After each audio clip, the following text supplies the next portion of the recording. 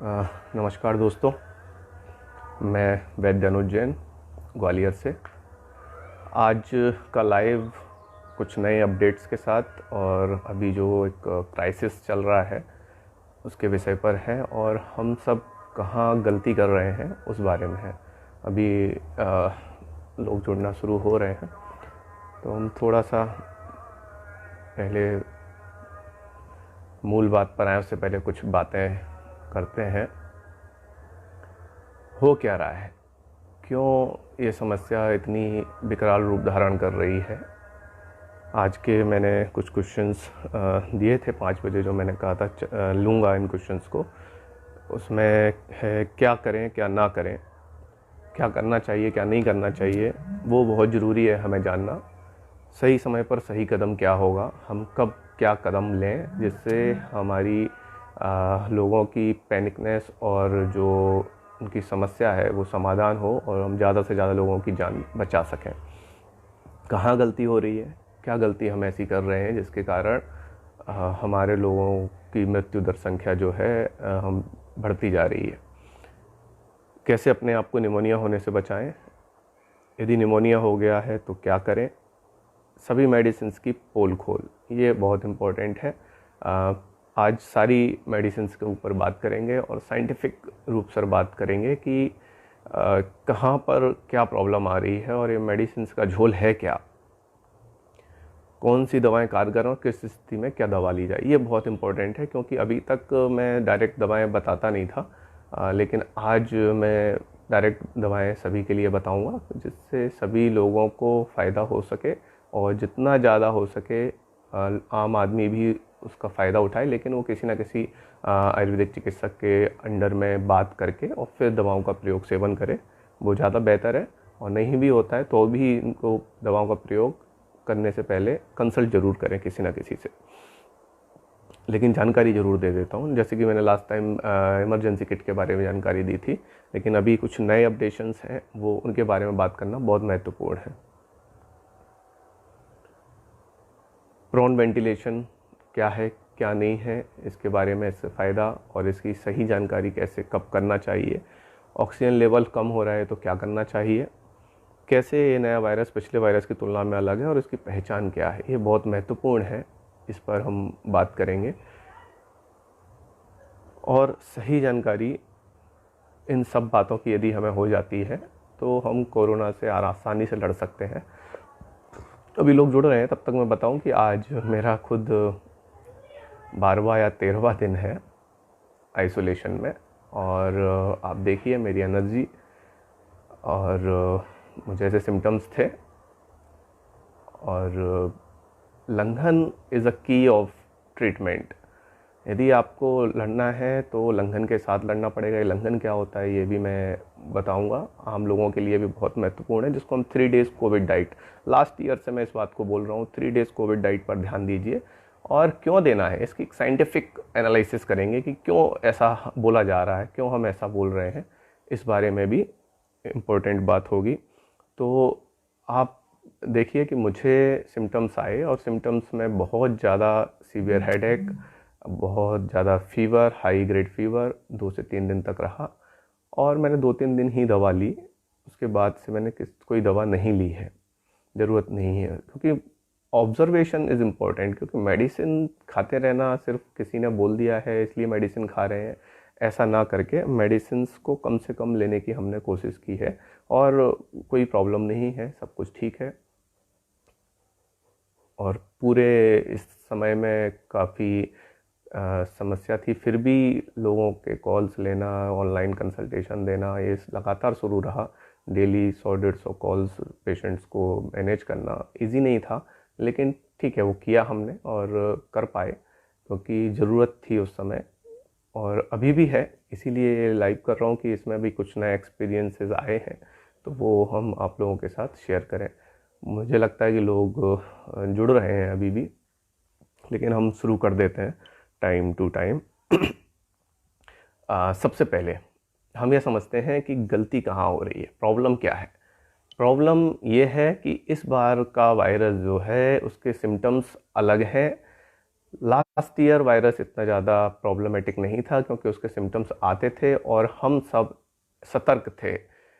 Last year आपने देखा होगा कि सरकारों ने काढ़े बांटे, शमशमनी बटी बांटी, गिलोय घन बटी को वितरित किया, घर घर जाके वितरित किया। आपने इस बार देखा होगा कि सरकारों ने बिल्कुल इंटरेस्ट नहीं लिया है किसी भी प्रकार का, और वो कुछ करते दिख भी नहीं रही हैं। उन्होंने सीधे सीधे छोड़ दिया है, जो जैसा चल रहा है चल रहा है। तो इसी के कारण क्या हुआ, सीरियसनेस ऑफ केसेस बढ़ते जा रहे हैं, और दूसरा क्या, हमने अपनी सतर्कता को कम कर दिया। अब होता क्या है, इस बार का वायरस क्या कर रहा है, कहाँ समस्या आ रही है, इसको समझते हैं बहुत ज़रूरी। 2-3 तरीके के वायरस के लक्षण देखने को मिल रहे हैं इस बार, और वो अलग अलग स्ट्रेंस के कारण है। किसी में कुछ लक्षण है, किसी में कुछ लक्षण है, और कई तरीके के स्ट्रेंस हैं हमारे अभी सोसाइटी में, पूरे भारत में, जिसके कारण ये समस्या देखने को मिल रही है। एक घर में हुआ तो सबको हो रहा है, और किसी को कुछ लक्षण आ रहे हैं, किसी को कुछ लक्षण आ रहे हैं। तो हो क्या रहा है कि जैसे इसमें सबसे ज़्यादा जो इजी मोड में लोग रह रहे हैं, वो यहाँ पर समस्या पैदा हो रही है कि किसी को फीवर आए। बहुत इंपॉर्टेंट है, यहाँ से मैं शुरू कर रहा हूँ। लोग जैसे ही जिनको फीवर आया, और फीवर जो आ रहा है वो एक तरीके से 1 दिन के लिए या 2 दिन के लिए फीवर आता है, और वो डॉक्टर के पास जाके कोई दवा ले लेते हैं, या बहुत सारे लोग मेडिकल स्टोर से दवा ले लेते हैं, या खुद PCM या कोई भी मेडिसिन उन्होंने ले ली 1 दिन, या कुछ माँ सुदर्शन ले लिया, माँ सुदर्शन घनबटी ले ली, कोई भी मेडिसिन ले ली, और 1-2 दिन में वो ठीक लगता है उनको, और वो उसको छोड़ देते हैं। यहीं पर प्रॉब्लम हो रहा है, क्योंकि ये वाला जो वायरस है, इस स्ट्रेन में यहाँ पर 7 दिन बाद पेशेंट को निमोनिया देखने को मिल रहा है। तो लोग क्या कर रहे हैं कि यहाँ पर समस्या हुई, 1-2 दिन फीवर आया, this is the signal, this is the alarming, लेकिन लोग सतर्क नहीं हो रहे हैं इस बात को। तो ये इस वायरस में ये समस्या है, इस स्ट्रेन में ये समस्या है कि लोगों को 1 दिन 2 दिन फीवर है। यदि आप में से किसी को या आपके किसी पेशेंट को 1 दिन 2 दिन फीवर आ रहा है, तो सबसे अच्छा तरीका है आज की डेट में, जिस किसी को भी फीवर आ रहा है, आप जांच तक कराने की तरफ मत दौड़िए, आप दवाई की तरफ मत दौड़िए, आप डॉक्टर की तरफ मत दौड़िए। सबसे पहले अपने आप को आइसोलेट करिए कि हाँ, और ये मान लीजिए कि नहीं, मुझे तो सिम्टम है और मैं अभी प्रॉब्लम में हूँ। ये जब तक आप नहीं मानेंगे तब तक आप फैलाते रहेंगे उसको। सबसे पहले आप आइसोलेट हो जाइए। आइसोलेट होने के बाद आपकी ट्रीटमेंट पार्ट में इसके बाद बताऊंगा। पहले मैं जो टाइप्स हैं वो सब बता देता हूँ। तो एक तो ये हुआ कि फीवर आया, 1 से 2 दिन रहा, और फिर वो फीवर चला गया। पेशेंट बोलता है, अरे दवा फलाने डॉक्टर की खाई थी या फलानी दवा खाई थी तो उससे मुझे ठीक हो गया, अब कोई दिक्कत नहीं है, बस यहीं पर प्रॉब्लम हो रही है। After 7 days, after 6 days patient को निमोनिया के सिम्टम्स आने लगते हैं, सैचुरेशन डाउन होने लगता है, और वो कंडीशन इतनी बिगड़ जाती है कि फिर उसको संभालना मुश्किल हो रहा है। इसीलिए हॉस्पिटल्स में इस समय भीड़ हो रही है, हर किसी को बेड चाहिए। तो 2-3 तरह के लोग हैं। एक लोग हैं कि जिनको जैसे ही पॉजिटिव पता चलता है वैसे ही वो हॉस्पिटल की तरफ दौड़ लगा देते हैं कि अरे मैं तो पॉजिटिव हो गया हूँ, अब दवा ले आते हैं। तो मैं आपको एक क्लियर बात बताऊँ, साइंटिफिक बात बताऊँ कि इसकी कोई दवा नहीं है अभी तक। तो आप ये मत सोचो कि मैं पॉजिटिव और नेगेटिव के चक्कर में हूँ और दवा खाऊंगा तो ठीक हो जाऊँगा। ओवरऑल बचाना आपको आपकी इम्यूनिटी नहीं है। दवाएं सिर्फ सपोर्टिव रोल कर सकती हैं, क्योंकि उसकी कोई स्पेसिफिक मेडिसिन अभी तक नहीं है। लेकिन आयुर्वेद में कुछ ऐसी दवाएं हैं जो ब्रॉड स्पेक्ट्रम एंटीवायरल के रूप में काम करती हैं, और उनके बहुत अच्छे रिजल्ट्स आ रहे हैं। वो कैसे लेना है, क्या लेना है, वो मैं भी बताऊंगा। तो एक तो ये हो गया कि 1-2 दिन फीवर आया पेशेंट को, और उसके बाद में चला जाता है। पेशेंट बोलता है अरे मैं तो ठीक हूँ, अब मुझे कोई दिक्कत नहीं है। वो फिर घूमता रहता है, अपने काम करता रहता है, वहीं से सारी प्रॉब्लम वो दूसरे लोगों को भी इसका स्प्रेड करता है, इन्फेक्शन को। तो ऐसा ना करें, अपने आप को आइसोलेट करें, और 7 दिन कम से कम आइसोलेट करके ऑब्जर्वेशन करें कि मुझे कुछ हो तो नहीं रहा है। और उसके साथ में 3 डेज़ कोविड डाइट शुरू कर दें। वो ट्रीटमेंट पार्ट में भी इसके बाद लेता हूँ। दूसरा टाइप जो देखने को मिल रहा है उसमें है कि पेशेंट को फीवर आ रहा है, और हाई ग्रेड फीवर आ रहा है, और फीवर कंटिन्यूस बना रहता है, 6 दिन, 7 दिन, 10 दिन, 12 दिन तक कंटिन्यूस फीवर पेशेंट को बना रहता है, और इट इज़ मोर देन 102 और अबाउट 102। तो ऐसे फीवर वाले पेशेंट्स बिल्कुल लापरवाही ना करें। यहाँ पर सबसे ज़्यादा समस्या आ रही है कि पेशेंट्स को फीवर कंटिन्यूस बना रहता है, और पेशेंट क्या हो रहा है कि डॉक्टर के पास जाता है, मेडिसिन लिख देते हैं, और वो मेडिसिन खाता रहता है। उसको लगता है बस अभी ठीक होने वाले हैं क्योंकि मेडिसिन लिख दी है। अब वो मेडिसिन के बारे में भी आगे हम बात करने वाले हैं। तो दूसरा जो टाइप है वो इस तरीके से है। इसमें ट्रीटमेंट की काफ़ी आवश्यकता होती है, बहुत आक्रामक ट्रीटमेंट लेना होता है इस समय पेशेंट को। वो क्या है वो भी हम आपको बताएंगे।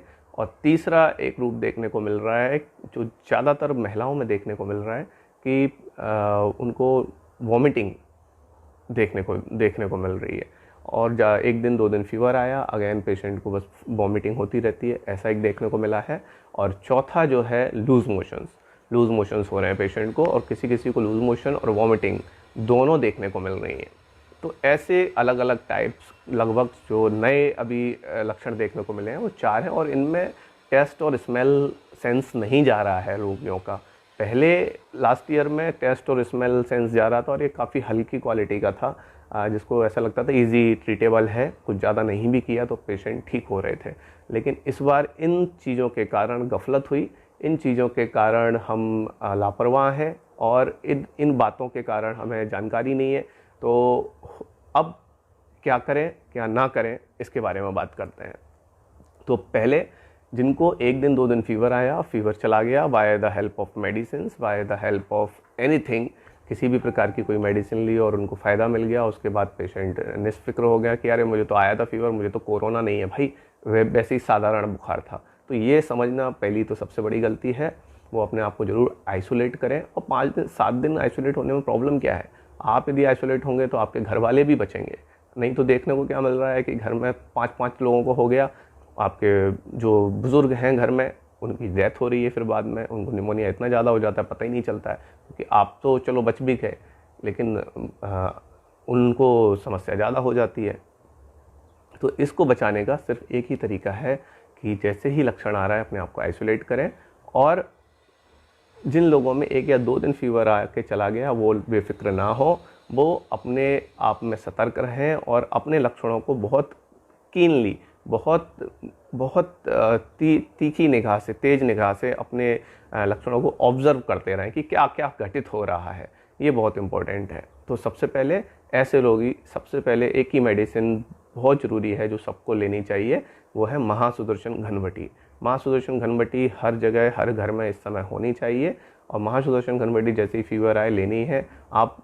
और जो दवाएं हैं फीवर उतारने के लिए उनका प्रयोग ना करें तो ज़्यादा बेहतर है, क्योंकि फीवर आना एक अच्छा साइन होता है। फीवर आ रहा है इसका मतलब है आपका शरीर आपके लिए लड़ रहा है, आप उसको कृपया लड़ने दें। एंटीबॉडीज़ की और एंटीजन की लड़ाई चल रही है, आप उसको रोक देते हैं। इस पर मैंने एक पोस्ट भी लिखी थी, लेकिन आप उसको रोक देते हैं और उससे क्या होता है कि लड़ाई जो है वो रुक जाती है, और वायरस आगे की तरफ, बैक्टीरिया है वो अपने आगे की तरफ जाते हैं। हर चीज़ पर ये लागू होती है थ्योरी, ऐसी नहीं कि सिर्फ कोरोना पर है। लेकिन यहाँ पर अभी एक कोरोना की बात कर रहे हैं तो कोरोना के ऊपर बात कर रहे हैं कि ऐसा होता है तो कोरोना फिर वायरस जो है वो और डीप जाता है, क्योंकि फिर आगे जो उसकी सेना, हमारे शरीर की जो सेना है वो लड़ने के लिए तैयार होती है, फिर फीवर आता है। लेकिन आप फिर से उसको फीवर को मेडिसिन के द्वारा डाउन कर देते हैं तो फिर से वो फाइट रुक जाती है, और फिर से वो वायरस आगे की तरफ और बढ़ जाता है। इससे सीवियरिटी और बढ़ती है और पता भी नहीं चलता है कि लक्षण किस कारण से आए थे। तो सबसे अच्छा तरीका है महासुदर्शन घनवटी, 2 गोली दिन में 3 बार लेना है, बहुत इंपॉर्टेंट है। ऐसा लेने से पेशेंट का फीवर जो है उतर जाएगा, कम रहेगा, लेकिन ये आपके शरीर की हो रही फाइट को रोकती नहीं है। ये उल्टा एंटीवायरल प्रॉपर्टी होने के कारण आपके शरीर में वायरस को कमज़ोर करती है और आपके शरीर के लड़ने की क्षमता को बढ़ाती है, और इस कारण फीवर कम होता है। तो अब इसमें जो है क्या है महासुदर्शन घनवटी में, इसमें है चिरायता, एंड्रोग्राफिस पेनिकुलेटा। ये जो मेडिसिन है एंड्रोग्राफिस पेनिकुलेटा, ये मेडिसिन सबसे ज़्यादा मात्रा में है इस दवाई में, महासुदर्शन घनवटी में, और ये ब्रॉड स्पेक्ट्रम एंटीवायरल है। आप इसके कोई भी ट्रायल करेंगे आपको उसमें मिल जाएगा कि हाँ इस पर कार्यकारिणी है। ये मैं क्यों बोल रहा हूँ, क्योंकि एक ट्रायल हुई भी है इस पर नहीं हुई है, ऐसी एक मेडिसिन पर हुई है जिसमें चिरायता है, वासा है, और भी एक मेडिसिन है, इस पर ट्रायल हुई, और उसमें देखा गया है कि वायरल लोड 95% तक उसने कम किया है। ये मैं बिल्कुल आपको साइंटिफिक बात बता रहा हूँ। को रीच नाम की एक टैबलेट है, महाराष्ट्र के कोई डॉक्टर ने शायद उन्होंने बनाई है, और उस पर कुछ ट्रायल्स चल रही हैं। लेकिन यही मेडिसिन इसके अंदर है, कुछ जो मेन मेडिसिन है चिरायता, एंड्रोग्राफिस पेनिकुलेटा, वो इसके अंदर है, जो बहुत ब्रॉड स्पेक्ट्रम एंटीवायरल एंटीबैक्टीरियल का काम करती है। तो आपको महासुदर्शन घनवटी का प्रयोग करना चाहिए, और फीवर आके चला गया है उसको बंद नहीं कर देना है, 14 दिन तक मेडिसिन कंटिन्यू करनी है। यदि आप ऐसा करते हैं तो आपके बॉडी का वायरल लोड कम रहेगा और वायरस अंदर की तरफ और डीप नहीं जाएगा। ये कंफर्म है आपको। और जितने भी पेशेंट्स उनके घर में हैं या जिनको ऐसा लगता है कि टच में आए होंगे या कोई टच में फैमिली के मेंबर आ गए हैं उसके पहले, पता चलने के पहले, तो उन सभी को ये मेडिसिन फॉर प्रिवेंटिव ऑल्सो ये मेडिसिन सबको शुरू कर देनी है, एक गोली दिन में 3 बार, सुबह दोपहर शाम, एज ए प्रिवेंशन। और यदि पेशेंट को फीवर के साथ में इस तरीके की जो चीज़ हो रही है तो उसमें मास सुदर्शन घनबट्टी 2 गोली दिन में 3 बार देना है। ये बहुत इंपॉर्टेंट है। इसके बाद भी यदि किसी को फीवर रह रहा है, फीवर कम नहीं हो रहा है और फीवर 101 के ऊपर जा रहा है, तो फिर उस कंडीशन में फीफाट्रॉल टैबलेट, मैंने लास्ट वीडियो में ये बताया था कि ये सब मेडिसिन आपके पास होनी चाहिए। तो फीफाट्रॉल एमएल कंपनी की एक टैबलेट है, इसको अपने पास रखें और दिन में सुबह दोपहर शाम 2 से 3 बार ली जा सकती है। और इसको फिर बाद में SOS लें, यदि बुखार आए तभी लें। ऐसा नहीं है कि नहीं भी आ रहा है तो भी लोग खाते रहते हैं, इसको लेने की ज़रूरत नहीं है। उसकी जगह पर सिर्फ मास सुदर्शन घनबट्टी 2 गोली दिन में 3 बार लेना चाहिए। ये वीडियो मैं सभी के लिए बना रहा हूँ, बता रहा हूँ इस लाइव में, इसीलिए बहुत कॉमन भाषा में, कॉमन लैंग्वेज में बोलने की कोशिश कर रहा हूँ, क्लियर बताना चाहता हूँ, जिससे ज़्यादा से ज़्यादा लोग लाभान्वित हों और आप लोग भी इसको आगे बढ़ाएंगे तो लोगों को ज़्यादा से ज़्यादा फ़ायदा मिलेगा, ज़्यादा से ज़्यादा लोगों तक ये बात पहुँचेगी। तो पहला तो ये हो गया कि जिनको 1 दिन 2 दिन फीवर आया उसके बाद नहीं आ रहा है, वो निष्फिक्र हो जाते हैं, वो लोग इस प्रकार से ट्रीटमेंट लें। और पहले दिन से आप यदि आयुर्वेदिक मेडिसिन ले रहे हैं तो आपको सीरियसनेस नहीं होगी, मोस्ट ऑफ केसेस में सीरियसनेस होने का सवाल ही नहीं है। और उसके साथ में Covid diet, 3 days Covid diet सबके लिए है, फॉलो करनी है। अब ये 3 डेज़ कोविड डाइट के ऊपर इतना जोर क्यों है और ये लंघन है क्या, आम आदमी के लिए भी और सभी डॉक्टर्स के लिए भी मैं बताना चाहता हूँ कि 3 डेज़ कोविड डाइट। आप देखिए, एक बहुत सिंपल सा तरीका बताता हूँ। आपको जैसे फीवर आता है तो आपका जो मुंह का टेस्ट है वो या तो कड़वा हो जाएगा, आपके मुंह को अच्छा नहीं लगेगा कुछ भी खाना है, तो इसका मतलब ये होता है कि आपका शरीर डिनाई कर रहा है कि मुझे अभी कुछ नहीं चाहिए। अब आप बोलेंगे कुछ नहीं चाहिए मतलब फिर कमजोरी आ जाएगी, बिल्कुल नहीं। लंघन करने से या ना खाना खाने से कमजोरी नहीं आ रही। अब यहाँ खाना ना खाने का अर्थ क्या है? खाना खाने का ना खाने का अर्थ ये है कि आपको अन्न वाली चीज़ें नहीं लेनी है, रोटी पराठा वीट ऐसी चीज़ों से बचना है। और 3 डेज़ कोविड डाइट हमने इसलिए इसको प्लान करके लास्ट ईयर से हमने बताना शुरू किया है। और 3 डेज़ कोविड डाइट क्या है, सभी लोग ध्यान से सुने। फर्स्ट डे सिर्फ गुनगुना पानी पिएंगे पूरे दिन, गुनगुना पानी के साथ में 1 या 2 कोकोनट वाटर, वो भी थोड़ा थोड़ा करके पूरे दिन में पिया जा सकता है। एक साथ पूरा कोकोनट वाटर लाके एक बार में पीना उचित नहीं है, ऐसा ना करें। थोड़ा थोड़ा सिप बाय सिप थोड़ा करके पूरे दिन में कोकोनट वाटर लेंगे, इससे आपकी एनर्जी बनी रहेगी और किसी प्रकार की कोई कमजोरी नहीं आती है। पहले दिन सिर्फ यही करना है और कुछ खाने की ज़रूरत नहीं है। यदि आप ऐसा करते हैं पहले दिन, और फिर दूसरे दिन आपको करना है मूंग की दाल का सूप लेना है। मूंग की दाल का सूप दिन में 2 से 3 बार लिया जा सकता है। जब आपको भूख लगे तब आप मूंग की दाल का सूप ले लें। तीसरे दिन आप खिचड़ी ले सकते हैं, मूंग की दाल और चावल की पतली सी खिचड़ी बना कर लेनी है। दिन में 2 से 3 बार खिचड़ी ली जा सकती है और जब भूख लगे तब ले सकते हैं 2 से 3 बार। ऐसा नहीं है कि बोल दिया तो बहुत सारा खा रहे हैं। बहुत सारे लोग क्या है, मानसिक रूप से भूखे होते हैं, इनका शरीर इनको भूख नहीं लगती है, लेकिन वो मानसिक रूप से इतने भूखे होते हैं कि उनको बस खाना होता है कि अरे मैंने आज खाना नहीं खाया है तो मुझे अच्छा नहीं लग रहा है, मैंने खाना नहीं खाया है तो मुझे कमजोरी आ रही है, मेरा वजन कम हो रहा है। ऐसा बिल्कुल नहीं है। आपका शरीर जो है उसको हीलिंग करने का टाइम दीजिए। आपका शरीर सबसे लड़ने के लिए सक्षम है, लेकिन उसको काम तो करने दीजिए। आप उसको काम नहीं करने दे रहे हैं, आप उसको काम नहीं करने दे रहे हैं, आप बीच में ही उसको रोक देते हैं। इसलिए ये बीमारी जो है आगे बढ़ती जाती है। तो आपको रोकना नहीं है।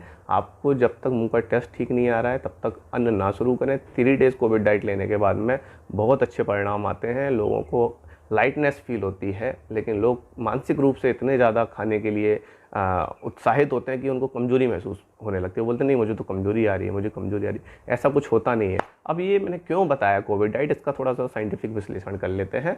इसलिए बता रहे हैं हम, ये इम्पोर्टेंट है क्योंकि हमारे शरीर में जब कुछ आता है बाहर से, कोई भी वायरस बैक्टीरिया कोई भी माइक्रोब्स आता है, तो हमारा शरीर की पुलिस और सेना आर्मी जो है, ऐसे अलग अलग लेवल पर हमारे शरीर में फाइटिंग एजेंसीज होती हैं, वो उससे लड़ने के लिए जाती हैं। लेकिन इनको लड़ने के लिए एक एनवायरनमेंट की ज़रूरत होती है, और उसमें यदि हमने लंघन किया है, अब इसको ऑटोफेजी बोलते हैं। ऑटोफेजी मतलब क्या, इस पर नोबेल पुरस्कार मिल चुका है। आप लोग गूगल पे जाके ऑटोफेजी डालेंगे, आपको इसके आंसर्स मिल जाएंगे।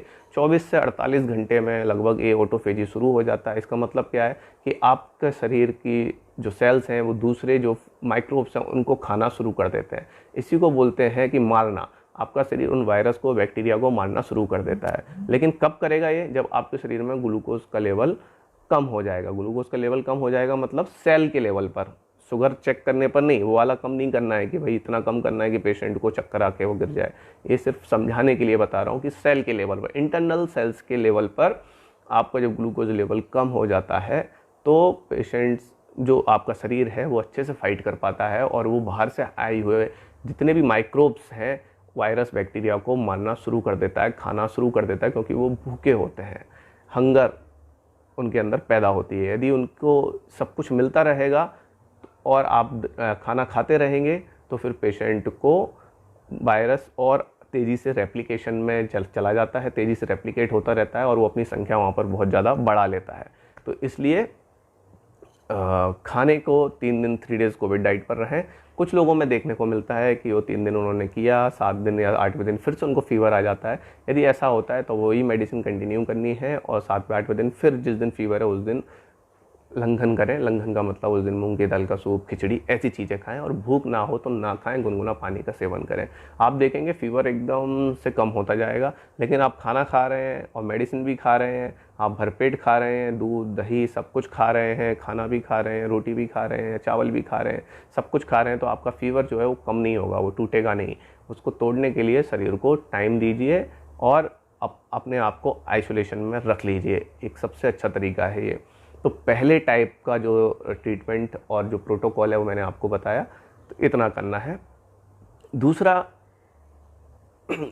जो देखने को मिल रहा है कि पेशेंट को फीवर जो है हाई ग्रेड बना ही रहता है। इसमें ऐसा नहीं हो रहा है कि 1 या 2 दिन पेशेंट को फीवर आया और चला गया, नहीं, इसमें पेशेंट को फीवर आ रहा है, कंटिन्यूस रह रहा है, और 101, 102, 102 के ऊपर भी पेशेंट को फीवर जा रहा है, और पेशेंट परेशान हो जाता है कि अब क्या करें, टूट ही नहीं रहा है। इसको बोलते हैं फीवर नहीं टूटना आम भाषा में। तो फीवर टूट ही नहीं रहा है, जा ही नहीं रहा है, तो पेशेंट उस समय क्या करे? तो उस समय बिल्कुल लापरवाह होने की ज़रूरत नहीं है, बिल्कुल सतर्क हो जाए।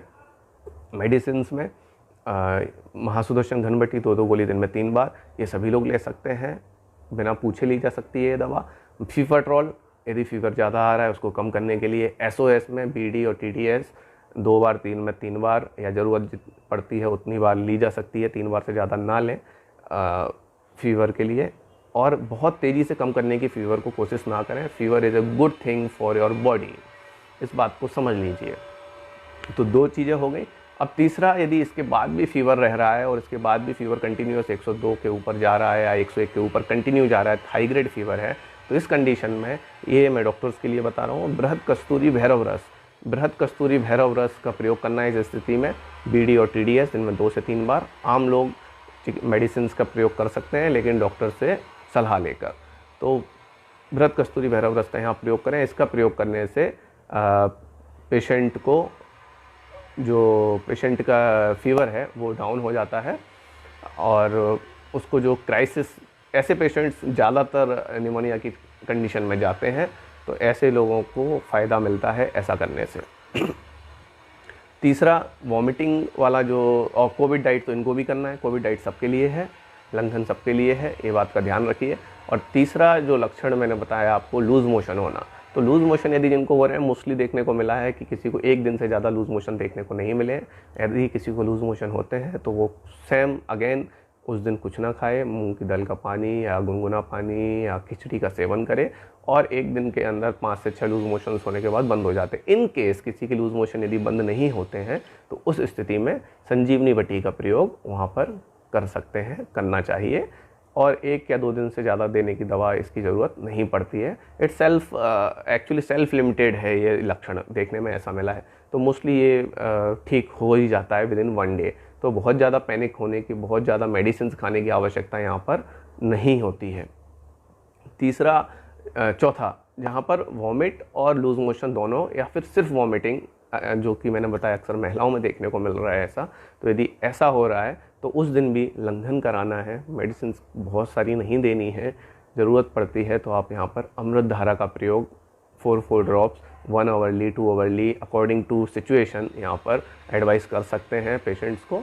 और लंघन करना है, पीने के लिए नींबू पानी या कोकोनट वाटर यहाँ पर दिया जा सकता है। नींबू पानी में शक्कर नहीं डालनी है, इस बात का ध्यान रखिए in case of vomiting and loose motion.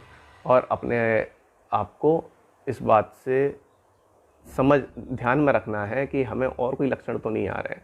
अब ये सारे सिम्टम्स समझने के बाद, मेडिसिन समझने के बाद फिर भी पेशेंट्स निमोनिया में क्यों जा रहे हैं, उसका कारण यही है कि एक तो लापरवाही हो रही है। ये सब जो मैंने बताया, यदि ये सब फॉलो करवाया जाता है तो अधिकतर पेशेंट्स निमोनिया में नहीं जाएंगे। और जो पेशेंट्स इन चीज़ों को फॉलो नहीं करेंगे, लंघन को फॉलो नहीं करेंगे, 3 डेज़ कोविड डाइट को फॉलो नहीं कर रहे हैं, उनके साथ प्रॉब्लम ज़्यादा हो रही है। तो इसके लिए क्या करना है? अब ये सब भी करने के बाद में बेफिक्र नहीं हो जाना है कि नहीं अरे मैंने तो वैद्य अनुजैन का वीडियो सुना है या किसी और डॉक्टर ने बोला है तो ऐसा करने से बिल्कुल बेफिक्र हो जाता। नहीं, किसी भी पेशेंट को बेफिक्र निष्फिक्र होना नहीं है। इस समय सतर्क रहना है, अपने लक्षणों को लगातार देखते रहना है। और इसमें जो मुख्य लक्षण है वो ये करना, इसमें जो अपनी जो चौकसी बोलते हैं, अपने आप को सतर्क रखना है। कैसे रखना है? सिंपल तरीका है कि आपको सांस, गहरी गहरी सांसें लेनी है, होल्ड करना है ब्रीथ को। और ऐसा करने से किसी को कोई तकलीफ़ नहीं हो रही है तो वो ऐसा एक्सपेरिमेंट अपने ऊपर, ये वाली जांच करते रहें, कसौटी पे कसते रहें अपने आप को। और 5 से 6 मिनट तेज़ी से चलना शुरू करें पेशेंट।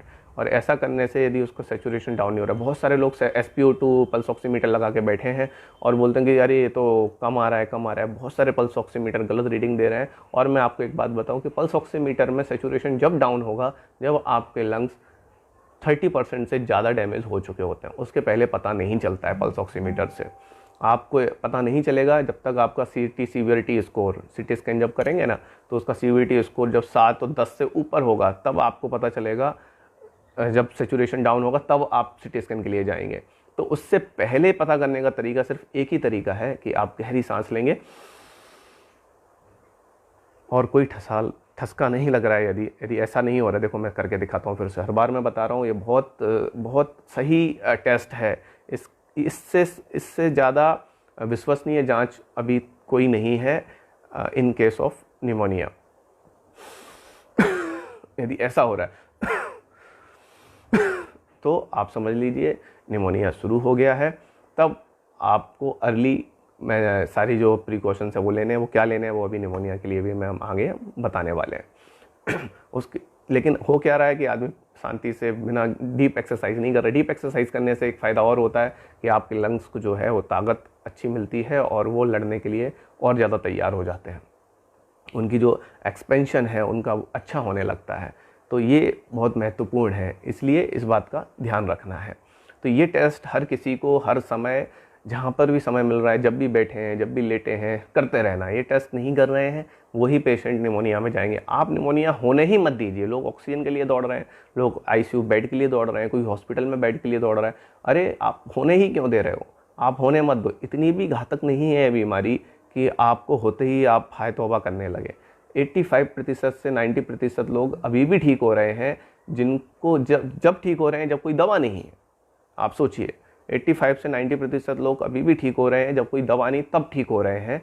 तो फिर आप इसकी सक्सेस रेट और बढ़ा सकते हैं, लेकिन लापरवाही बंद करिए। लापरवाही कर रहे हैं इसलिए ये समस्या हो रही है। और एक को है तो सबको मत दो। आजकल प्रेग्नेंट लेडीज़ को भी देखने को मिल रहा है, बच्चों में देखने को मिल रहा है, घर में बड़े बुजुर्ग हैं उनको हो जाता है। तो भाई सबको मत दो ये रोग। अपने आप को आइसोलेट करो सबसे पहले। जिसको भी लक्षण आ रहे हैं वो सबसे पहले अपने आप को आइसोलेट कर ले और इन मेडिसिन का प्रयोग करे और ये एक्सरसाइज करते रहे।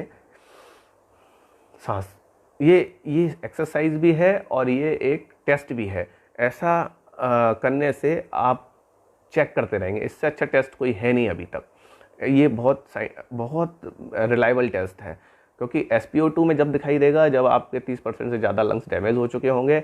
CT स्कैन कराने आप जब जाएंगे जब सैचुरेशन डाउन हो जाएगा। क्योंकि बहुत सारे लोग, हाँ इसके बाद आगे बढ़ते हैं, बहुत सारे लोग गलती कर रहे हैं कि उनको पता चलता है कि कोविड हो गया या कोविड के लक्षण है, वो तुरंत जाके CT स्कैन करा रहे हैं। बिल्कुल ऐसा ना करें। आप ऐसा करने से आप हेल्थ केयर सिस्टम पर बोझ बढ़ा रहे हैं। बहुत सारे लोग अपने मन से जाके टेस्ट कराने लगते हैं।